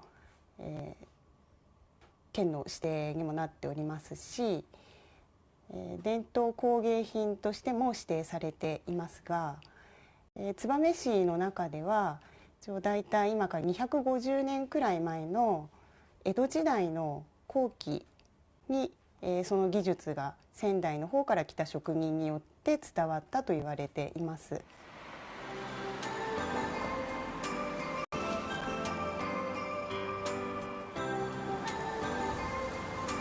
Kakuhei Tamagawa also learned the technique from the craftsman and hence founded Gyokusendo in 1816. Since then, about 300 artisans have kept alive the traditional skills. The company is currently a leader in Niigata to preserve and expand the treasured tradition of tsukidoki. It is said during the Second World War, when weapons and arms mass production had peaked, the tsukidoki industry nearly disappeared owing to shortages of copper. It was Gyokusendo's then leadership that brought back the craftsmen dispersed across the country, that helped in the revival of the industry.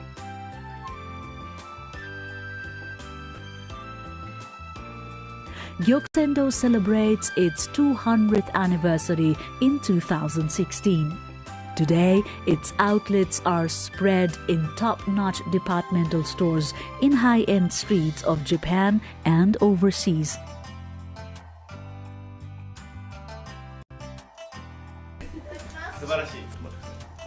Motoyuki Tamagawa is the 7th master of Gyokusendo. Since taking over the company at an early age, he has worked hard to promote his products and company. Tamagawa, who strongly believes in adapting to business management style with time rather than changing age-old skill patterns, introduced the trend of putting his artisans in direct contact with the customers at Gyokusendo's outlets and during exhibitions. This, he believes, not only helps customer understand the skill and hard work required to create an artifact, but also helps the artisans learn the needs and tastes of the changing times. 顔の見える商売をしようと思ってますよね。でそこで私考えたのが商社を下ろさずに、直接百貨店に行ってでそこで実演販売をして職人がお客様と会話するようなこのビジネスモデルを作ってるんですね。この玉泉の方向としては、大量というよりは本当銅器を愛用してくださる方に対してちゃんと説明してちゃんと愛用していただける方を対象としたやっぱり商売をしていきたいと思ってますので、だからそういうこと職人も、だから職人をどんどん増やすというわけではなくビジネスもどんどん大きくするわけではなくてちゃんと玉泉堂というブランドをね高めていくでお客様のその愛用する顧客満足度もやっぱり高めていくというところがすごく大事だと思ってますね。At the Gyokusendo factory, about 15 artisans of various ages work hard by the day to improve their skills. Working with Gyokusendo is a dream for many artisans. Gyokusendo recruits one from among hundreds applying every year. For a craftsman, it can take about 20 to 30 years to acquire proficiency to handle a set of techniques all by himself. Each stroke in tsukidoki is made in such a way such that the marks do not overlap. The proficiency of an artisan is observed in a vessel made out of one copper sheet and without any seams. For the younger artisans, it is a matter of a lot of perseverance and patience. Today, all independent tsukidoki artisans in Tsubame were once trained at Gyokusendo. Among them, a prominent name is of an artist par excellence, Master Norio Tamagawa. 今のその木目金イコール木目金っていうのがもう、のりおさんのことなんですけれども、その土台となっているのはやっぱり玉泉堂で修行していた時代の追記銅器という技術が骨幹にあって根元のところにあって、でそこから、亡くなられた師匠のところに、弟子入りをしたりですとか、いろんなご苦労修行の中でご苦労されながら、今、世界にも名前を馳せるようになった素晴らしい作品を作られるようになったと思います。Master Norio Tamagawa is the pride of Niigata and is acclaimed as the living national treasure, Japan. His insurmountable contribution in reviving mokumegane through his outstanding and unique creation is beyond comparison.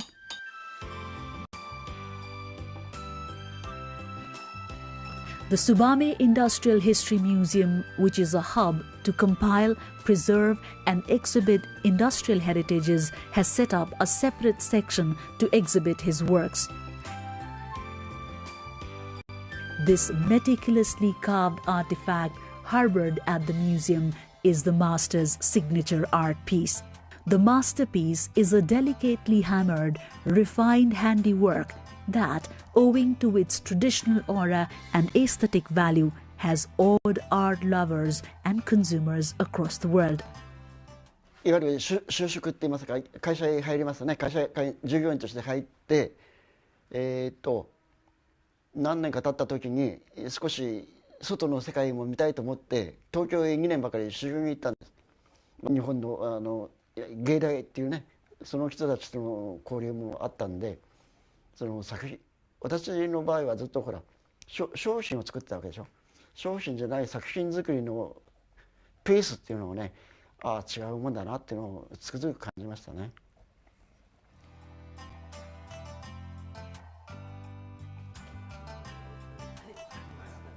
The master reminisces it took him 11 years before he could call his product a piece of art. As a young artist, he took inspiration from his seniors to aim high and excel bigger dreams.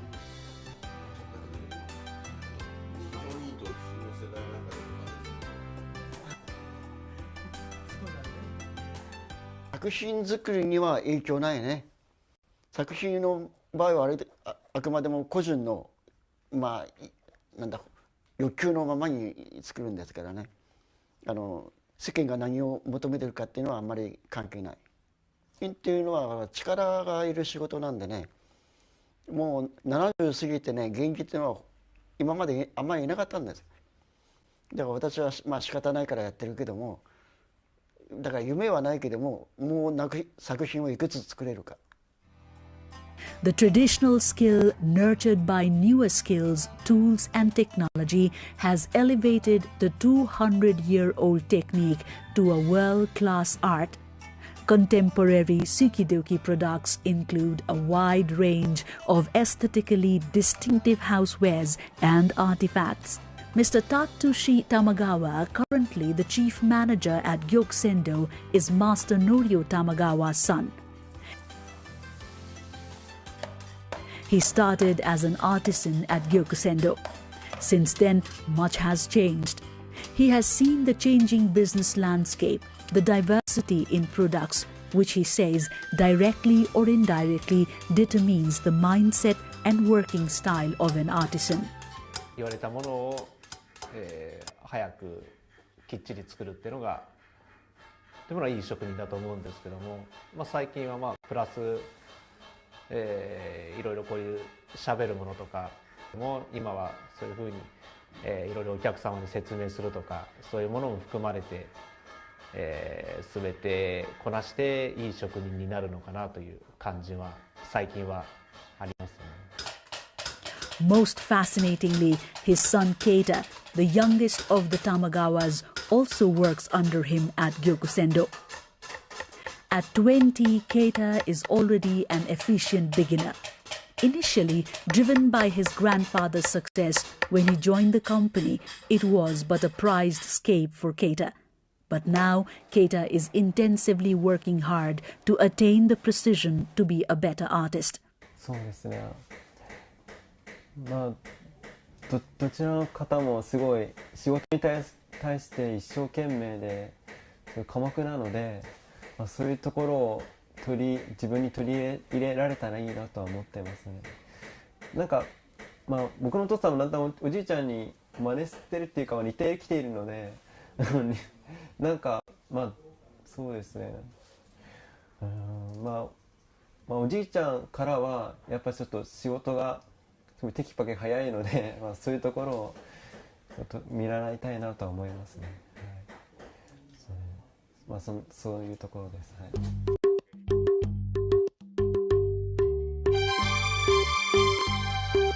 Since the beginning of human civilization, art has evolved based on culture and vice versa. Nevertheless, the demand of changing times has had a detrimental role to play in its course and form. Whether it is Niigata or Kathmandu, artisans continue to express themselves in their artworks. There is little doubt the modern-day artisans' creativity, aided by modern technology, has not only helped preserve traditional skills, but also contributed to the ascent of human civilization.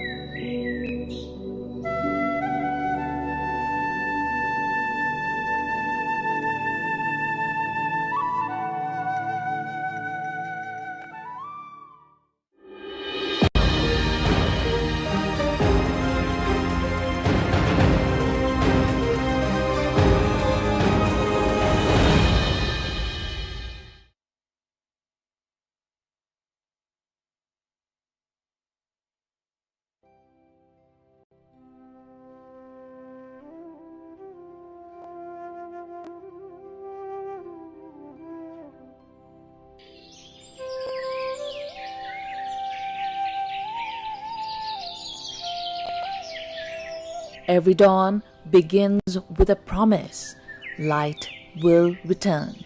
For the people of Nepal, the sun is not just a star in the sky. It is an eternal witness to labor, to love, to loss, and to life itself.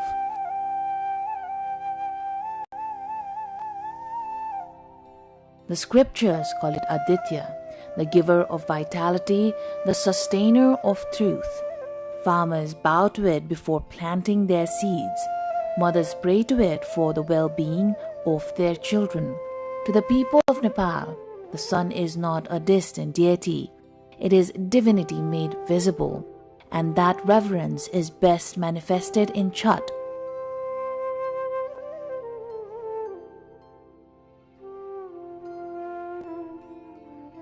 The festival where dwellers of the plains gather to thank both the rising and the setting sun. This Chhat festival is a Hindu Vedic festival which is not only celebrated in India and Nepal these days. It has transcended to all the frontiers. Previously it used to be celebrated in India and Nepal only. But these days, the devotees who belong to Hinduism or from Islamic community, even they are celebrating abroad. Since this festival is the celebration of the nature and it promotes organic way of life, it promotes pollution-free atmosphere and environment, this festival has reached to all the walks of life because it promotes equality. As you could see that the devotees at the same pond, no matter whichever caste or class they belong, they are considered to be equal. The roots of this festival lie deep in the ancient plains of Mithila, a cultural landscape shared by Nepal and India, where faith, soil, and sunlight have long shaped life itself. From its earliest mention in the Vedas to its celebration today, Chhat has journeyed through centuries and civilizations, changing form, yet never losing its spirit of purity, discipline, and gratitude. It's a 5-day festival. The first day is called Marua Mas Barnai. Barnai means to refrain from. In that day, the devotees take a pledge to refrain from consuming non-vegetarian food and garlic and onion made food items. And the second day is called Nahai Khai. In that second day, the devotees first take bath, then offer prayers to the sun god, and then consume pure food. The third day is called Kharna, and in that day, the devotees take fast till evening and break the fast with the prasad of kheer and banana. On the fourth day, we could see the Sandhya Arghya, that is evening prayers.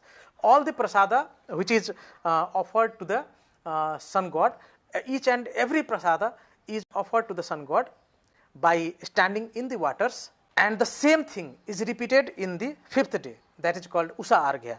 Usa means the prayer for the rising sun.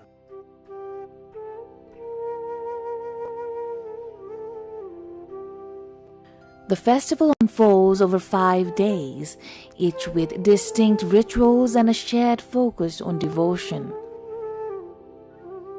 Families prepare offerings, maintain sacred spaces, and observe fasts while communities gather along water bodies, including river banks and ponds, to offer prayers to the rising and the setting sun.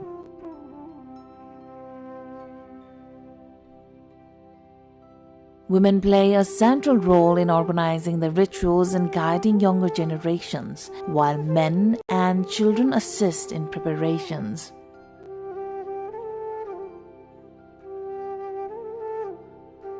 The collective participation reinforces family bonds and community cohesion, bridging generations in a shared cultural practice.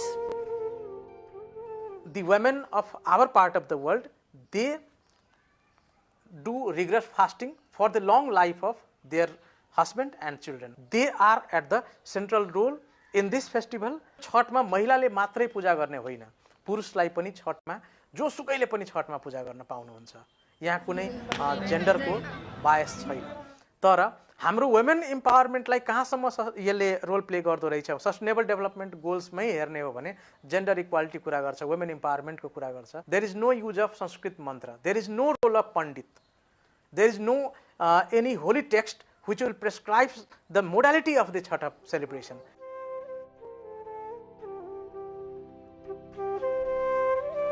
The festival emphasizes the cleanliness of rivers, ponds and the banks, which are central to the rituals.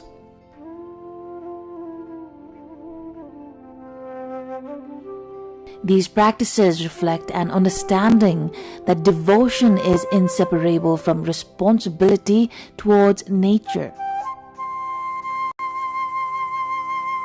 The festival demonstrates how religious observances can reinforce sustainable interaction with natural resources, promote environmental stewardship, and instill awareness about protecting water, soil, and the surrounding environment.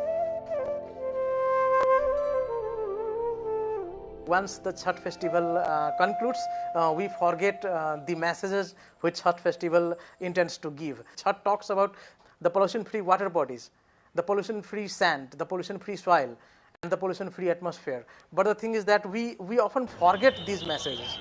And the governments could uphold these messages if they could come up with certain policies while enlisting this Chhath and or promoting this Chhath festival in the UNESCO or in some other policy mechanism. They could draft some policies or they could draft some provincial laws which could enlist our water bodies as a natural body.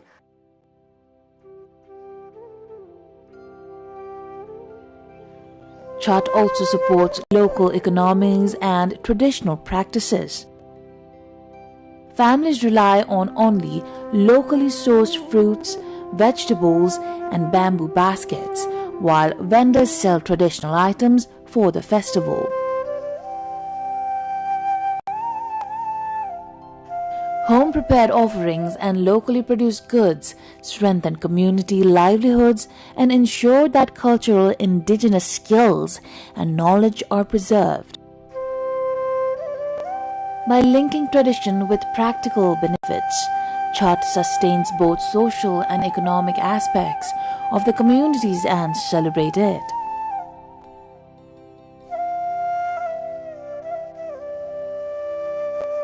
This festival could be used as a bridge to connect the people from all walks of life, to connect the people from hill and tarai, to connect the people from each and every community member. So this festival could emerge as a festival of social cohesion, and beyond this we could unite our community in a bond of equality and in a bond of community spirit.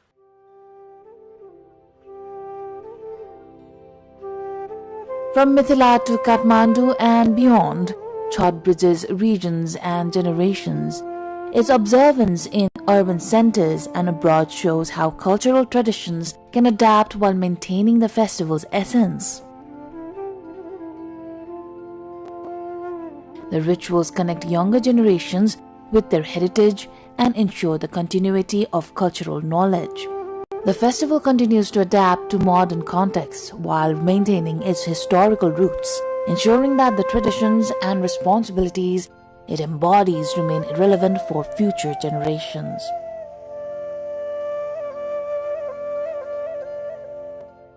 The Holy Scriptures also talks about Chhath festival. Lord Sita had performed Chhath festival after Lord Rama came from Banvasa. And once Ram Rajya was established, Goddess Sita had performed Chhath for the well-being of Ram Rajya, for the well-being of the Ayodhya people. It's in Ramayana, Sita had performed Chhath, and in Mahabharata, we could see that Kunti and Pandavas, they had also performed Chhath.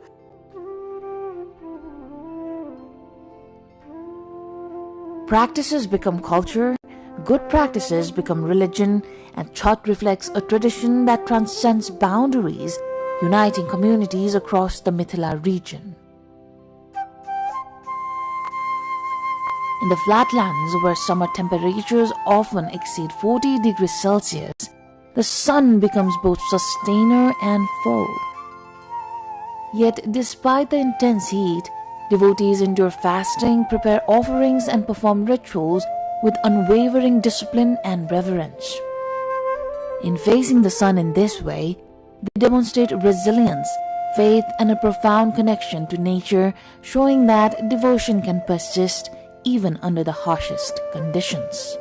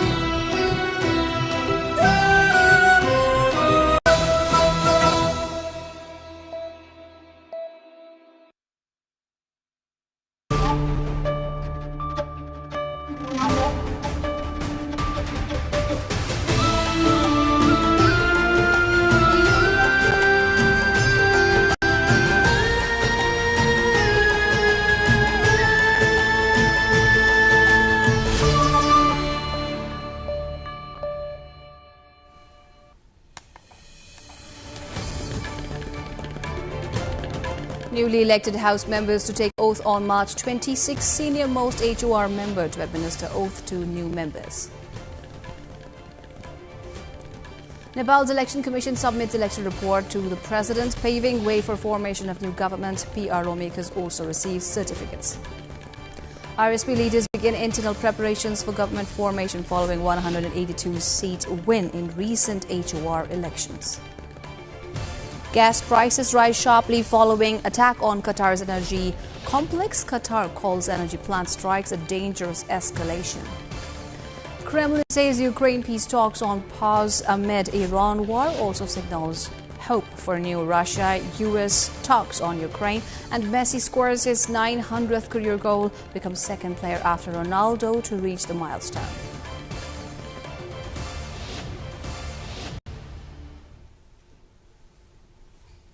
Hello there, I'm Smriti Singh Thamang and this is NTV World News Hour coming to you live from Kathmandu at 2200 hours Nepal time. The news in detail. The newly elected members of the House of Representatives are scheduled to take their oath on March 26, according to the Federal Parliament's Secretariat. The Secretariat, holding discussions with 6 political parties represented in the new House, decided that the oath-taking ceremony will be held at 2 p.m. on March 26. The talks focused on the oath-taking procedure, orientation programs for the new members and management of parliamentary party offices, according to Federal Parliament Secretariat spokesperson Ekram Giri. Before administering the oath, the senior-most members will be identified to take the oath first before the President, followed by other members. In addition, the Secretariat has consulted the parties on the topics to be included in the orientation program for the newly elected members of the House of Representatives.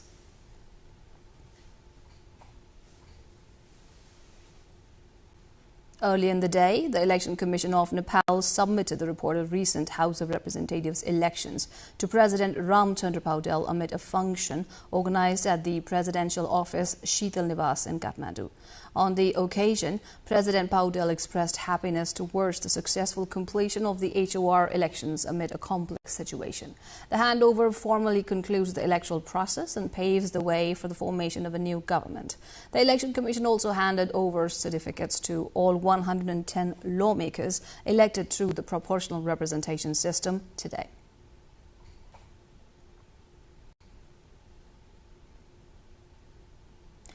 In the meantime, top leaders of the Rashtriya Swatantra Party (RSP) have begun internal discussions and preparations to form a new government. The meeting held in Kathmandu brought together party chair Rabi Lamichhane, senior leader Balendra Shah, deputy chairs DP Aryal and Dr. Swarnim Wakle. The discussions come after the March 5 elections in which RSP secured a total of 182 seats under FPTP and proportional representation systems, putting the party close to a two-thirds majority. The party, which campaigned with Shah as its chosen prime minister, has now begun preparations to form the government, as per the party officials. We shall bring more coverage on Nepal's recent HOR elections in our issue of the day later in the bulletin.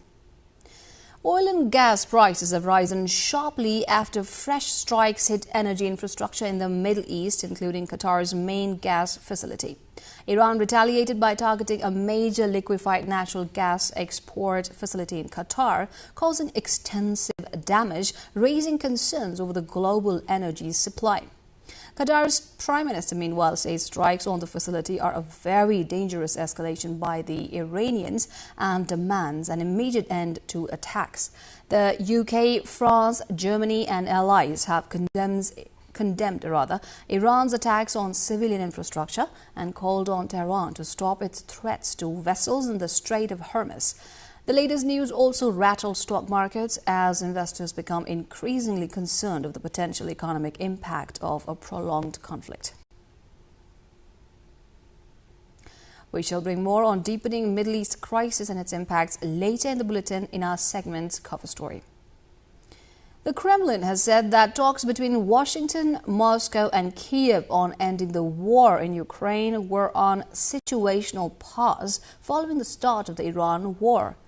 Kremlin spokesperson Dmitry Peskov told reporters that this is a situational pause. Peskov said Moscow hoped that the pause could end and that a new round of talks could take place.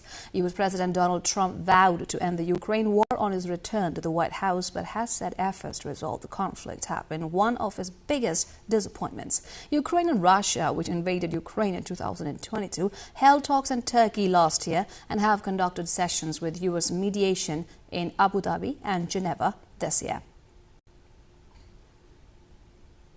Lionel Messi has scored his 900th career goal to become the second player to reach the mark in the elite men's football after Cristiano Ronaldo. The 38-year-old Argentine World Cup winner brought up the milestone with a left-footed strike in the Inter Miami's 1-1 draw with Nashville SC in the CONCACAF Champions Cup.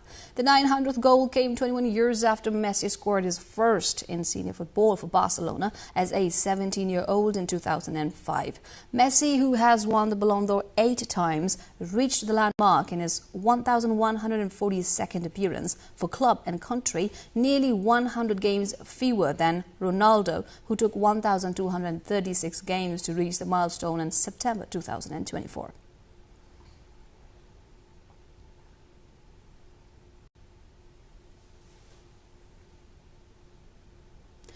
Nepal's latest parliamentary elections mark a turning point, with officials highlighting both efficient spending and the successful conduct of polls amid earlier uncertainty. As the country welcomes one of its most inclusive parliaments yet, with greater representation of women and marginalized communities, expectations are rising for meaningful change. In today's package, we explore the credibility of the poll process, the push for inclusion, and what newly elected lawmakers say their top priorities will be in our issue of the day.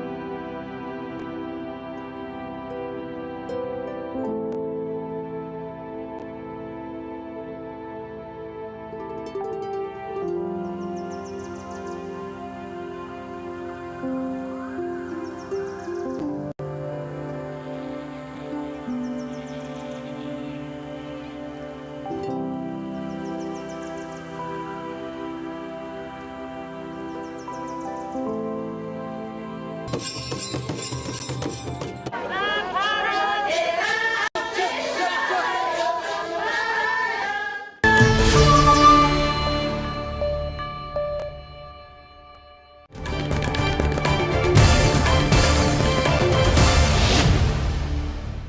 watching NTV World, and this is the News Hour. Now we're turning to our issue of the day.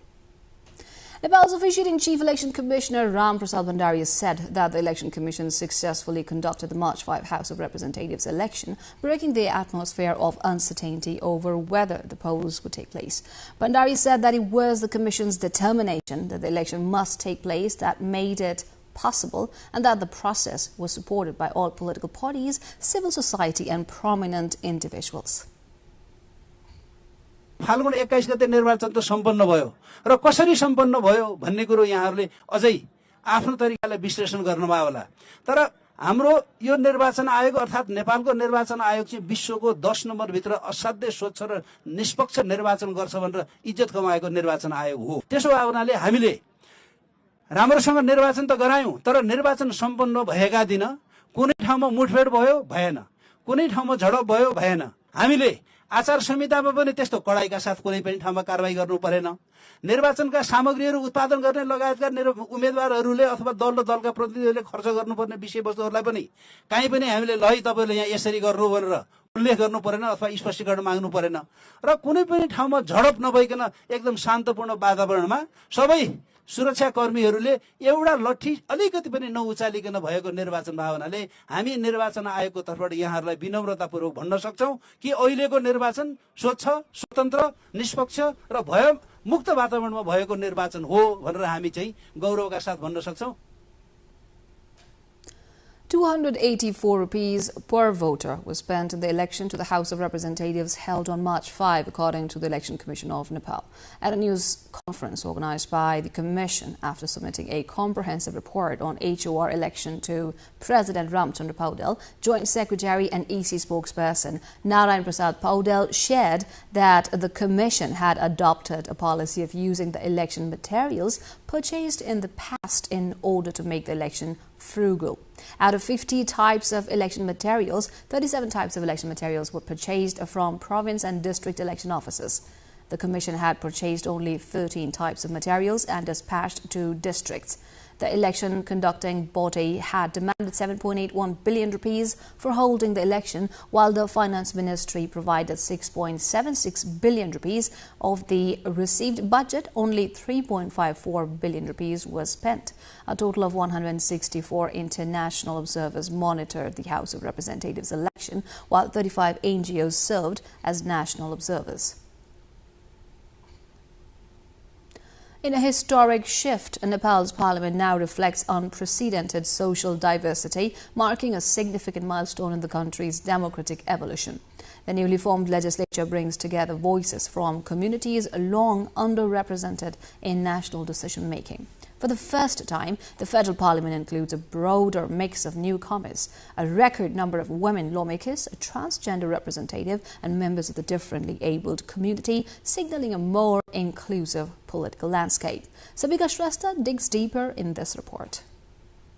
Nepal's newly elected House of Representatives marks a historic shift, bringing together a diverse mix of lawmakers for the first time. Youthful first-time representatives, record numbers of women through the proportional system, the country's first transgender women and differently abled members are joining the legislature, making it one of the most inclusive and representative parliaments in the nation's history. Adding to the formal transition, the Election Commission Nepal on Thursday handed over certificates to winners elected under the proportional representation system, congratulating them on their upcoming parliamentary term during a ceremony held at its premises. Riding on a wave of public demand for reform and accountability, the RSP secured a major share of seats, largely driven by first-time candidates and political newcomers. Unlike traditional parties, the RSP's parliamentary cohort is heavily composed of freshers,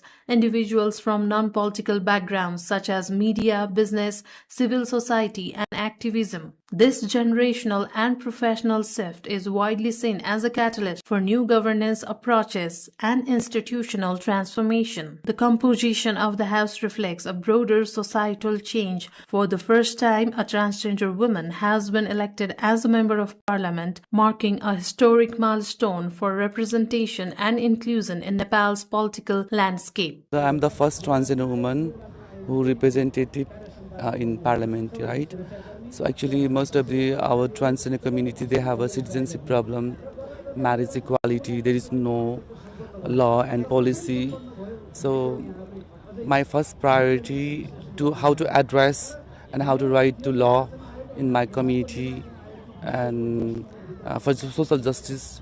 In addition, the new parliament includes representation from differently abled individuals, further strengthening the voice of communities that have long remained on the margins of political decision-making. My key priorities will be anti-corruption agendas, the agendas of Gen Z movement, service delivery, and physically different peoples like me.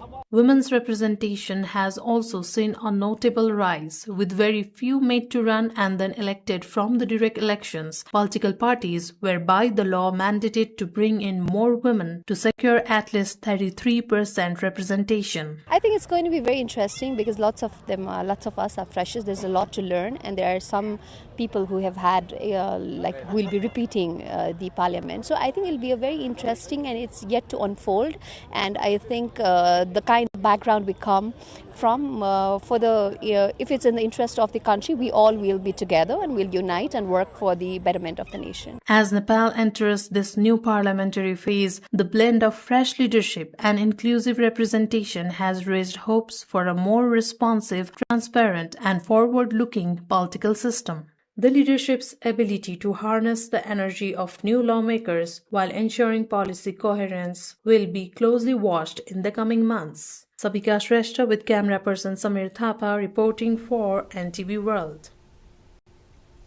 With newly elected parliamentarians about to enter parliament full of new enthusiasm, we have asked them on today's Public Pulse what their top priorities will be as the lawmakers. Let's have a look at what they have to say.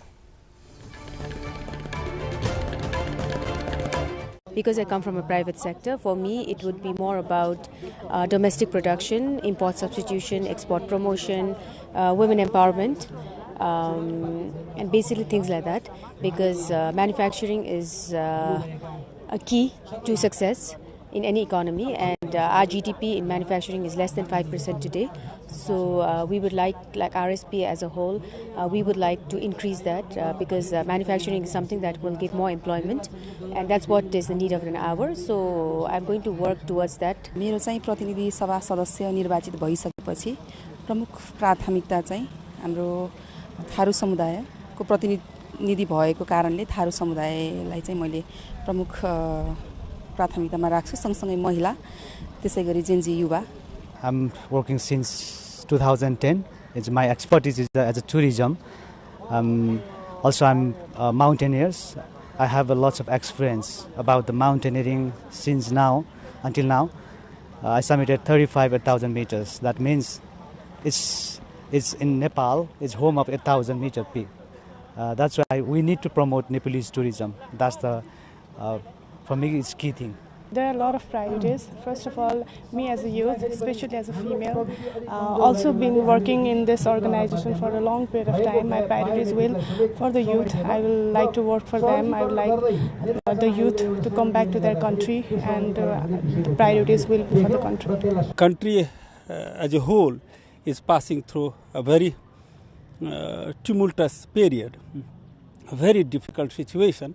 So we all have to keep the whole nation on top, the interests of the nation, the national interests, and definitely then our first priority will be to preserve the constitutional values and of course the system that Constitution has given us. खास गरी म अपाङ्गता प्रतिनिधि भएका कारणले अपाङ्गता भएका नागरिकहरू, घाइते अपाङ्ग योद्धाहरू, शहीद परिवारहरू, बेपत्ता योद्धाका परिवारहरूको हक र उनीको जीवन अवस्था बदल्नका निम्ति र उहाँहरूको अभिभावकको महत्त्व लिएर उहाँहरूको जीवन सहजता बनाउनका निम्ति राज्यले त्यो जिम्मेवारी लिनुपर्छ भन्ने कुरा जोरदार ढङ्गबाट हामी राख्नेछौँ र हाम्रो सक्रिय भूमिका रहनेछ। Our major motive is to address Gen Z protest. We are hoping that I'm considering it not just as a Gen Z protest, but it is the voice of the nation which was being silenced for a longer period of time, and we'll definitely try to address it in first part of the session. Our first priority will be to address everything that we've promised that we will deliver, because to deliver whatever is mentioned, we do require a strong team. And amongst what is mentioned over there, I think my personal priorities align a lot with women's rights. And no matter how much we talk about it, recent events are evidence that it is not enough yet to ensure the rights of women and our girl children. Besides that, being a firm believer in all things Swadeshi and believing in potential of Nepal, I am excited to work towards policies and frameworks, and also at the same time encourage civic society to work together to uplift all things Nepali and Nepal as a country, as a brand.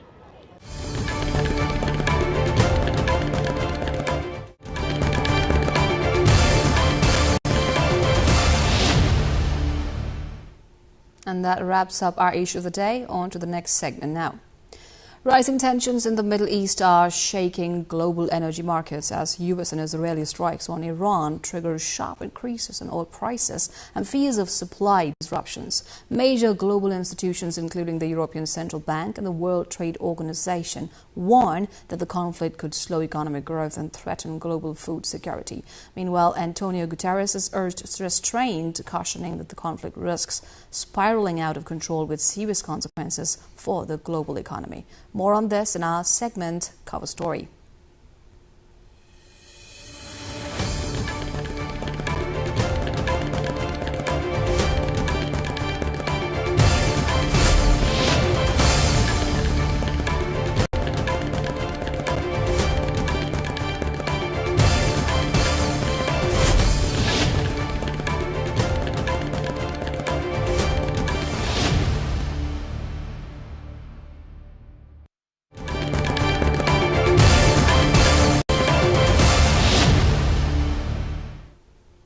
And now we're turning to our cover story. Global energy markets are once again on edge. As tensions escalate in the Middle East following US and Israeli strikes on Iran, the ripple effects are being felt far beyond the region, triggering price shocks, supply fears, and a renewed scramble for energy security. Our colleague Diksha Avasti looks deeper.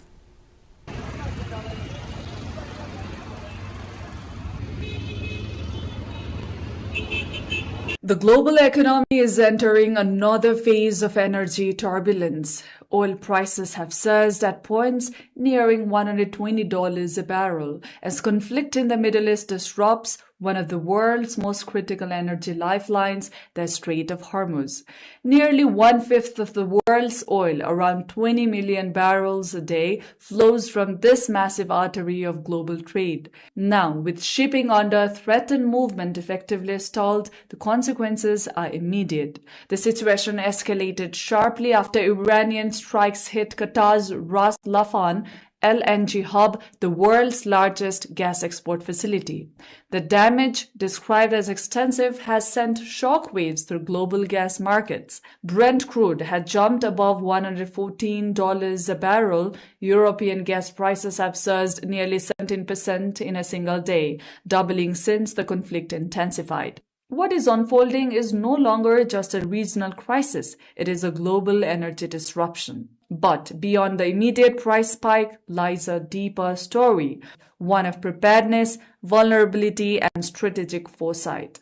Nowhere is this more evident than in Asia. Countries heavily dependent on Gulf oil are already feeling the strain. The Philippines is cutting work weeks to conserve fuel. Indonesia is racing against time with reserves that may last only weeks. This is energy insecurity playing out in real time. China, the world's second largest oil consumer, imports up to 16 million barrels a day. A significant share of that comes from the Gulf. Yet, unlike many of its neighbors, China is not caught entirely off guard. Years of strategic planning have created buffers. Nearly a fifth of its oil imports now come from Russia, shielded from Middle Eastern disruptions. Domestic outfields continue to power its regions, and diversified supply chains are allowing Beijing to observe the shock, at least for now. For the rest of the world, however, the outlook is far less stable. With the Strait of Hormuz under threat and key energy infrastructure now within the conflict zone, markets are bracing for prolonged disruption. What began as a military confrontation is fast becoming an economic one. And in this new phase, energy is the battleground. Because in today's world, control over oil and gas is no longer just about fuel, but power. Meanwhile, the European Central Bank has cut its growth forecast for this year as it warns of the energy price shock from the Middle East war. The ECB also signaled that interest rates may remain higher for longer to contain inflationary pressures. Staff expect economic growth to average 0.9% in 26, 1.3% in 27, and 1.4% in 28. This implies a downward revision, especially for 26, reflecting the global effects of the war on commodity markets, real incomes, and confidence. The war in the Middle East poses a dire threat to global food security, warned the World Trade Organization chief, appealing for global supply chains to remain open. The Middle East conflict threatens global food security since shipping disruptions and higher energy costs reduce the supply and raise the cost of fertilizer, the WTO chief tells reporters at Geneva. The Middle East conflict also threatens global food security, since shipping disruptions and higher energy costs reduce the supply and raise the cost of fertilizer. A prolonged interruption in supply could ripple through food systems, prompting farmers to reduce their use of fertilizers and plant less input-intensive crops. Under these circumstances, it's essential to keep global food trade channels open and predictable, allowing food supplies to flow to where they are most needed.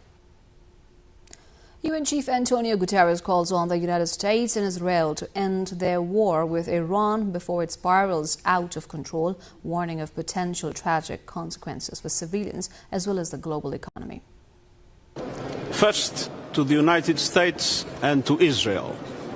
It's high time to end this war that is risking to get completely out of control, causing immense suffering on civilians, and with propagation around the global economy that is really dramatic, with potential tragic consequences.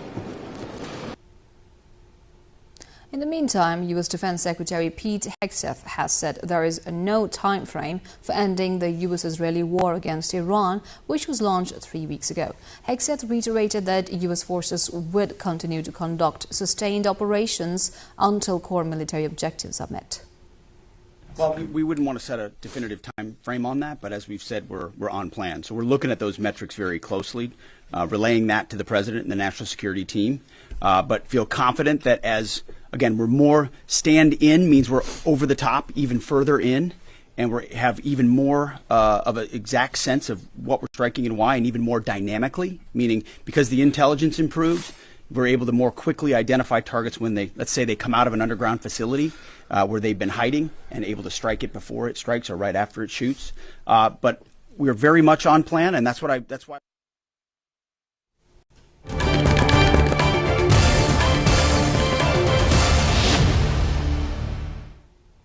And that was our cover story of the day, where we looked into the ongoing Middle East crisis, and now we have other updates. Nepali Congress President Gagan Kumar Thapa has resigned from his post. Thapa was unanimously elected as the president by the Special General Convention of Nepali Congress held in mid-January earlier this year. He was under pressure to resign following his own defeat and a poor showing of the party in the March 5 election to the House of Representatives. Meanwhile, Nepali Congress has summoned a Central Working Committee meeting for tomorrow to discuss Thapa's resignation. Nepal's Prime Minister Sushila Karki has expressed her gratitude to all employees, security personnel and Nepali citizens who contributed to the successful conduct of the recent House of Representatives elections. The Prime Minister visited Karnali province today and extended her thanks to everyone involved in ensuring the elections were successful. Formed on September 12 following the historic Janset movement held on September 8 and 9, 2025, the election government's Prime Minister had been unable to visit Karnali prior to the elections. During these interactions, the Prime Minister praised the efforts of security forces and government employees for successfully conducting the elections despite limited resources and challenging geographical conditions. In a meeting with local residents, Prime Minister Karki especially thanked them for the unity, goodwill and cooperation they demonstrated in ensuring that the elections were conducted peacefully and successfully. The 11th National Convention of the Nepal Federation of Indigenous Nationalities has begun in Kathmandu with a vibrant cultural procession showcasing the country's ethnic diversity. A large rally that started from Bhadrakali Temple traversed through key city areas before converging at Nepal Academy, where it formally transformed into the inaugural session. While the convention promotes inclusiveness, women participants have voiced strong dissatisfaction over limited representation, demanding a guaranteed 50% participation in leadership roles.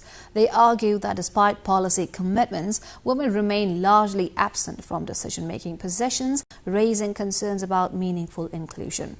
Male representatives, meanwhile, have emphasized unity and pledged to ensure a smooth and democratic convention process. The two-day event is expected to elect new leadership and further advance the rights and global visibility of Nepal's indigenous communities.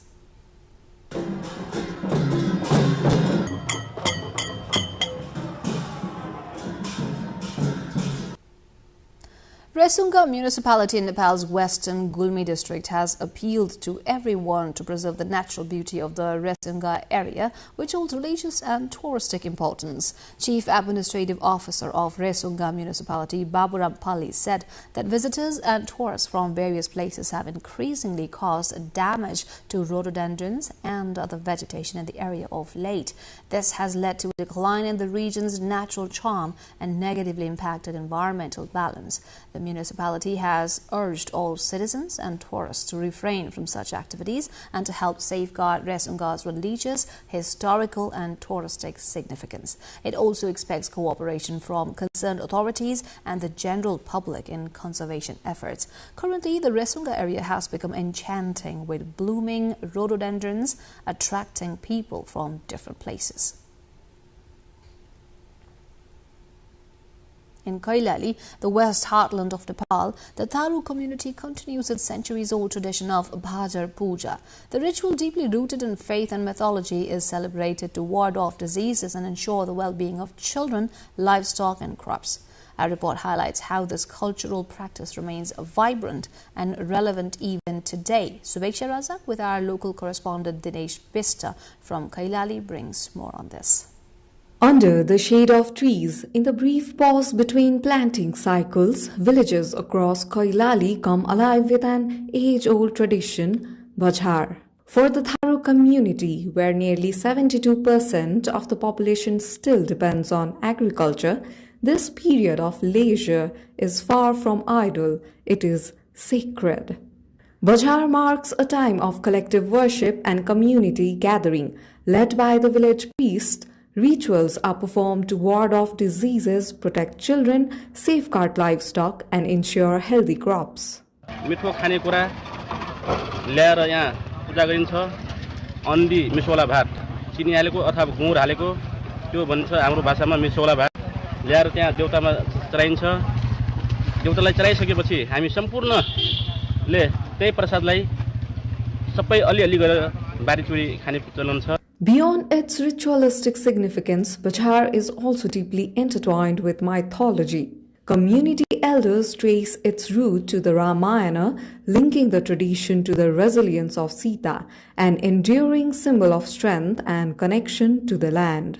As summer begins, increased risk of disease and epidemics, the worship of goddess Sita and Durga becomes central to the festival.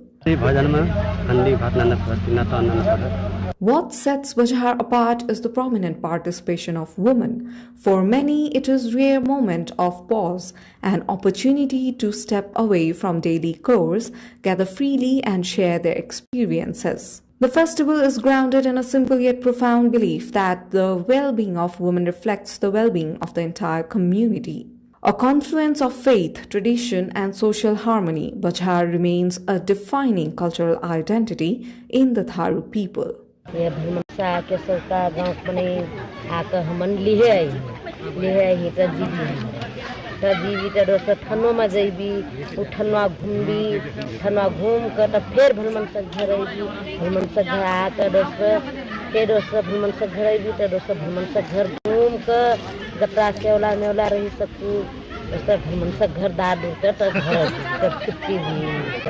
However, this enduring tradition is not untouched by change.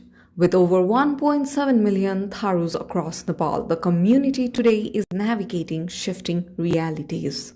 Young people are increasingly moving to urban centers in search of education and employment, altering the fabric to communal life. The traditional gathering under trees is in many places giving way to digital connections. Climate change is also disrupting agricultural cycles, making it harder to align with the seasonal timing in Bajhar depends on. And as modern forms of entertainment grow, traditional songs and rituals face the risk of fading into the background. According to the 2011 census, Tharus make up 6.6% of Nepal's population with a strong presence in Sudar Paschim province. Districts like Bardia and Kailali remain cultural strongholds where Tharu communities form a significant share of the population. Yet despite these pressures, Bajhar continues to endure. Nepal's National Disaster Risk Reduction and Management Authority NDRRMA has urged one and all to adopt precautions, reasoning possibility of heavy rains and storm for the next 3 days. The authority urged everyone to remain alert. According to the Department of Hydrology and Meteorology, heavy rainfall and snowfall are predicted in the hilly and mountainous regions of Karnali and Sudar Paschim provinces for the next 3 days. High-speed wind is likely to occur in Dang, Nepalganj and Tarai areas of Lumbini province. The department mentioned that storm would occur in a speed of 119 km per hour in Biratnagar, Donkuta, Dharan and the surrounding districts till Saturday. It is shared that the wind may pose risks, causing damages in various structures, including disruption in electricity and communication services. Time now for international updates, but before that, let's have a quick recap of our headlines one more time.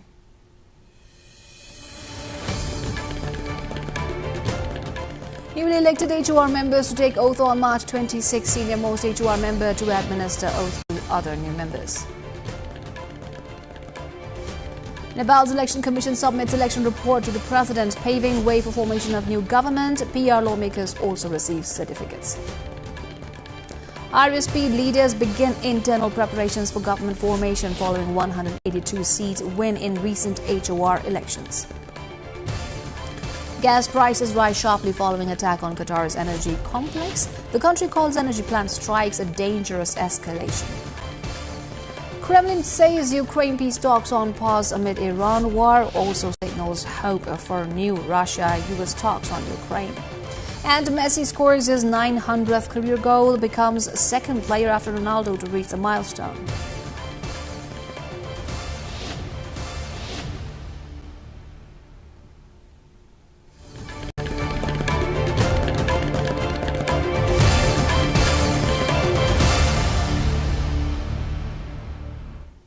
Heavy rain and strong winds left at least 18 people dead in Pakistan's financial capital, Karachi. Light to moderate rain fell across Sindh province, of which Karachi is the capital, but was heavier in some areas according to meteorologists. Rain in March is common in Punjab province in east-central Pakistan, but unusual in Sindh, which is in the southeast. Forecasters said more rain and thunderstorms with strong winds and possible isolated hailstorms could continue to affect Karachi and other parts of Sindh province as a westerly weather system moves across the region. Last year, monsoon rains in Pakistan killed more than 1,000 people.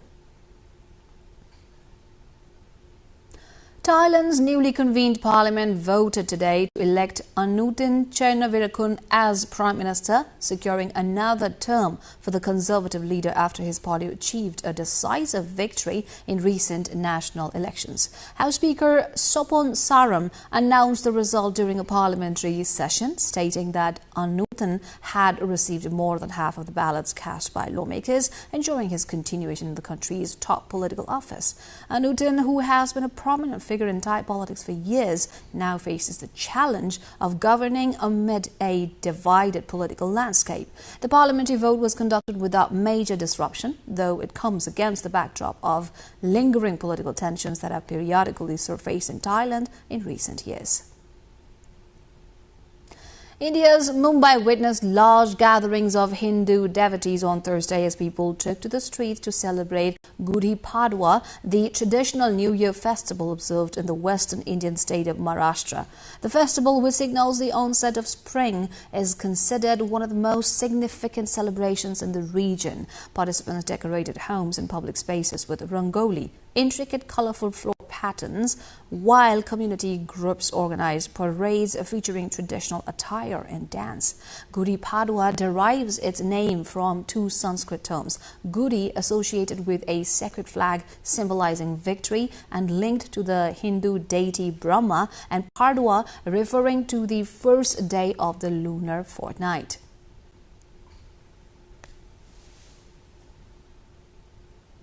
Japan's capital Tokyo has declared start of cherry blossom season after early bloom after a benchmark tree recorded an early flowering, signaling the arrival of spring across the Japanese capital. Authorities confirmed that the Somei Woshino specimen at Yasukuni Shrine had produced at least 61 open blossoms, surpassing the threshold required for an official declaration. The bloom comes 5 days earlier than the seasonal average, following a period of warmer than usual temperatures since mid-February. The event marks the traditional start of Hanami, or flower viewing gatherings, during which residents and tourists assemble in parks for picnics and outdoor celebrations. Cherry blossoms, particularly the Somei Yoshimo variety, are widely regarded as a national symbol representing transience and new beginnings. Large-scale art installations have been unveiled at one of Hong Kong's most luxury hotels as the city prepares for its annual art week, drawing attention from both residents and international visitors. At the Peninsula Hong Kong, locally based artist Angel Hui has installed embroidered goldfish motifs across the hotel's windows. The artwork depicts a fish appearing to blow bubbles, creating a sense of movement and playfulness against the building's historic facade. Hui said the installation was designed to evoke a happy feeling and offer a moment of visual relief amid the city's busy urban environment. A second installation at the hotel, created by architect and artist William Lim, features twin fish gliding over a checkered floor in one of the hotel's dining areas. Both works draw on the imagery of goldfish, which hold cultural significance in Chinese tradition as symbols of prosperity, abundance, and good fortune.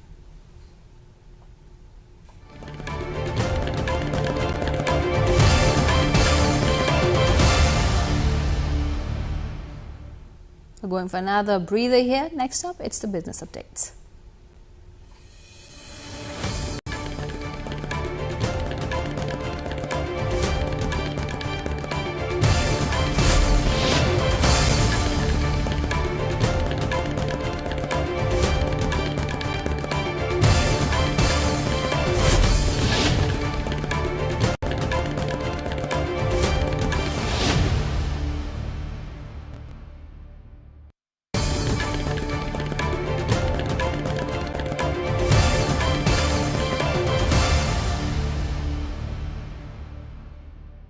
The U.S. Federal Reserve on Wednesday raised the outlook for its preferred inflation gaze to 2.7% by the end of 2026, with expected price shocks due to the war in Iran.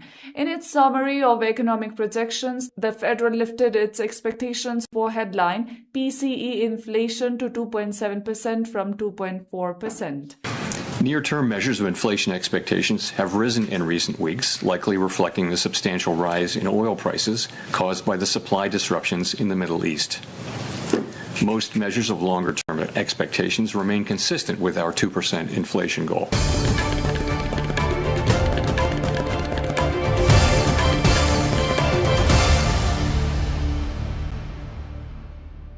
One in 6 jobs in France could be threatened by artificial intelligence within 5 years, according to a new study. Former translator Zilke Vesser, who left her job due to AI disruption, sees it as a wave which we could not stop. Il y a comme une vague qui arrive sur nous et on peut rien faire pour l'arrêter en fait. Donc soit on accepte et on s'ouvre à autre chose, à d'autres possibilités, soit on essaye de lutter, mais pour moi, c'est une lutte qui est perdue d'avance. Experts warn rapid automation in reshaping the workforce and raising concerns over job security and reskilling.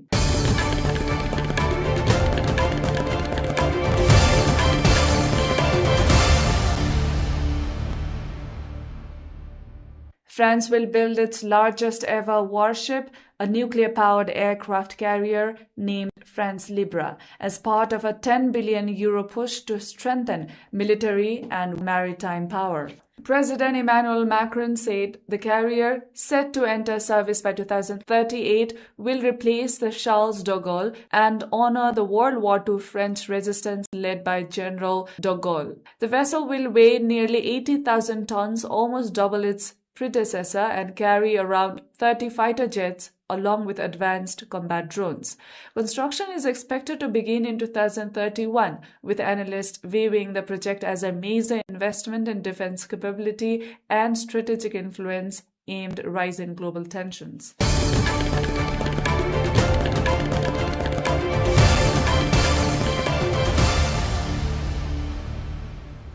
Now the sports update.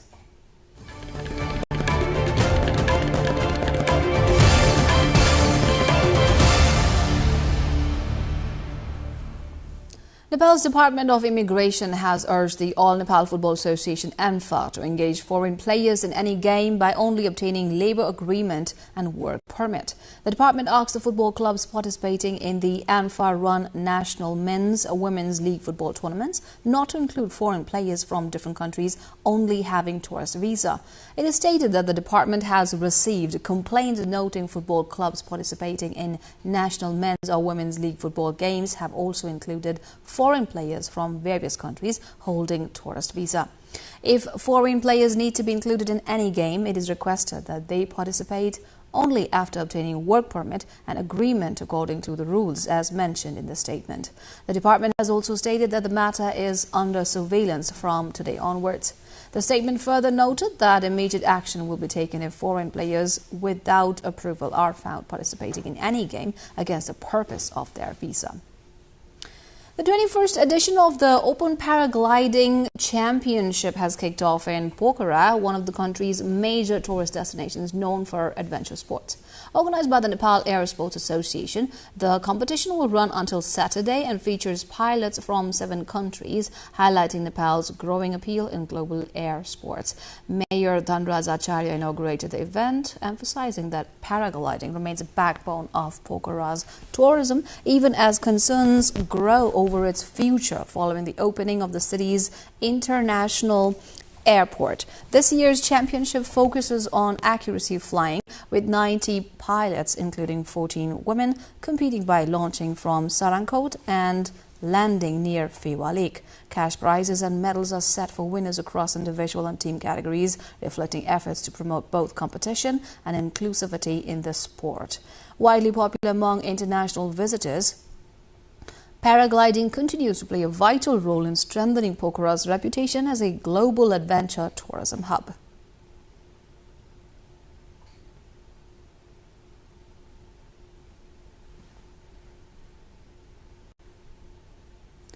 The Champions League's last 16 days delivered an unusually stark reckoning for the Premier League, with only Arsenal and Liverpool advancing from the 6 English clubs that reached the knockout rounds. For the first time, all 6 Premier League sides competing in Europe's top competition had made the last 16, with 5 of them finishing inside the top 8 of the league phase. But the English dominance proved short-lived. Manchester City, Chelsea, Newcastle United and Tottenham Hotspur were all eliminated at the same stage, the first time 4 teams from a single nation have exited together in the round of 16. The 4 teams conceded 28 goals, denoting how exposed the clubs were over 2 legs. Between 2018 and 2023, Premier League clubs reached at least one Champions League final in 5 of 6 seasons, often supplying multiple semi-finalists and winning the trophy 3 times. The Premier League remains Europe's most physically demanding domestic competition, with relentless schedules, limited recovery time and little room for player rotation without consequences.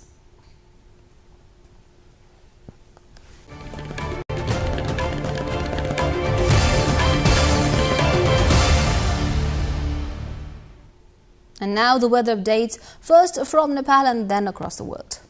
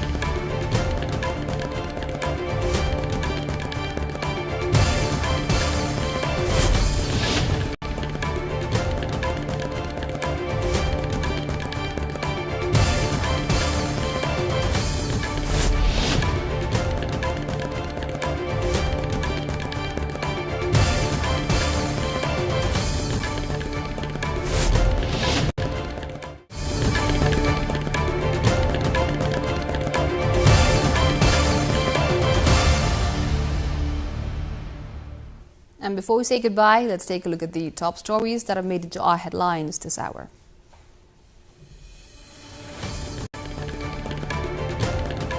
Newly elected HOR members to take oath on March 26. Senior most HOR member to administer oath to other new members.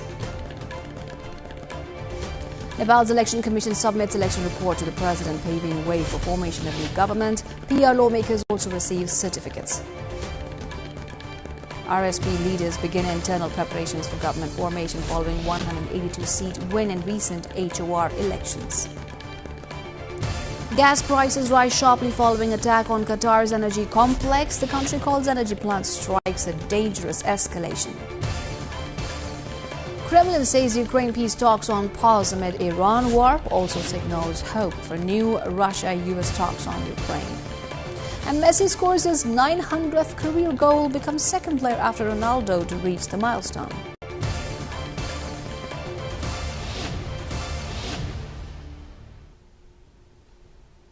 And that's it for this edition of NTV World News Hour. Do join us through our social media and get the latest updates from our official website, nepaltelevision.com. This is Smita Gising Tamang signing off. Thank you for staying with us. Good night.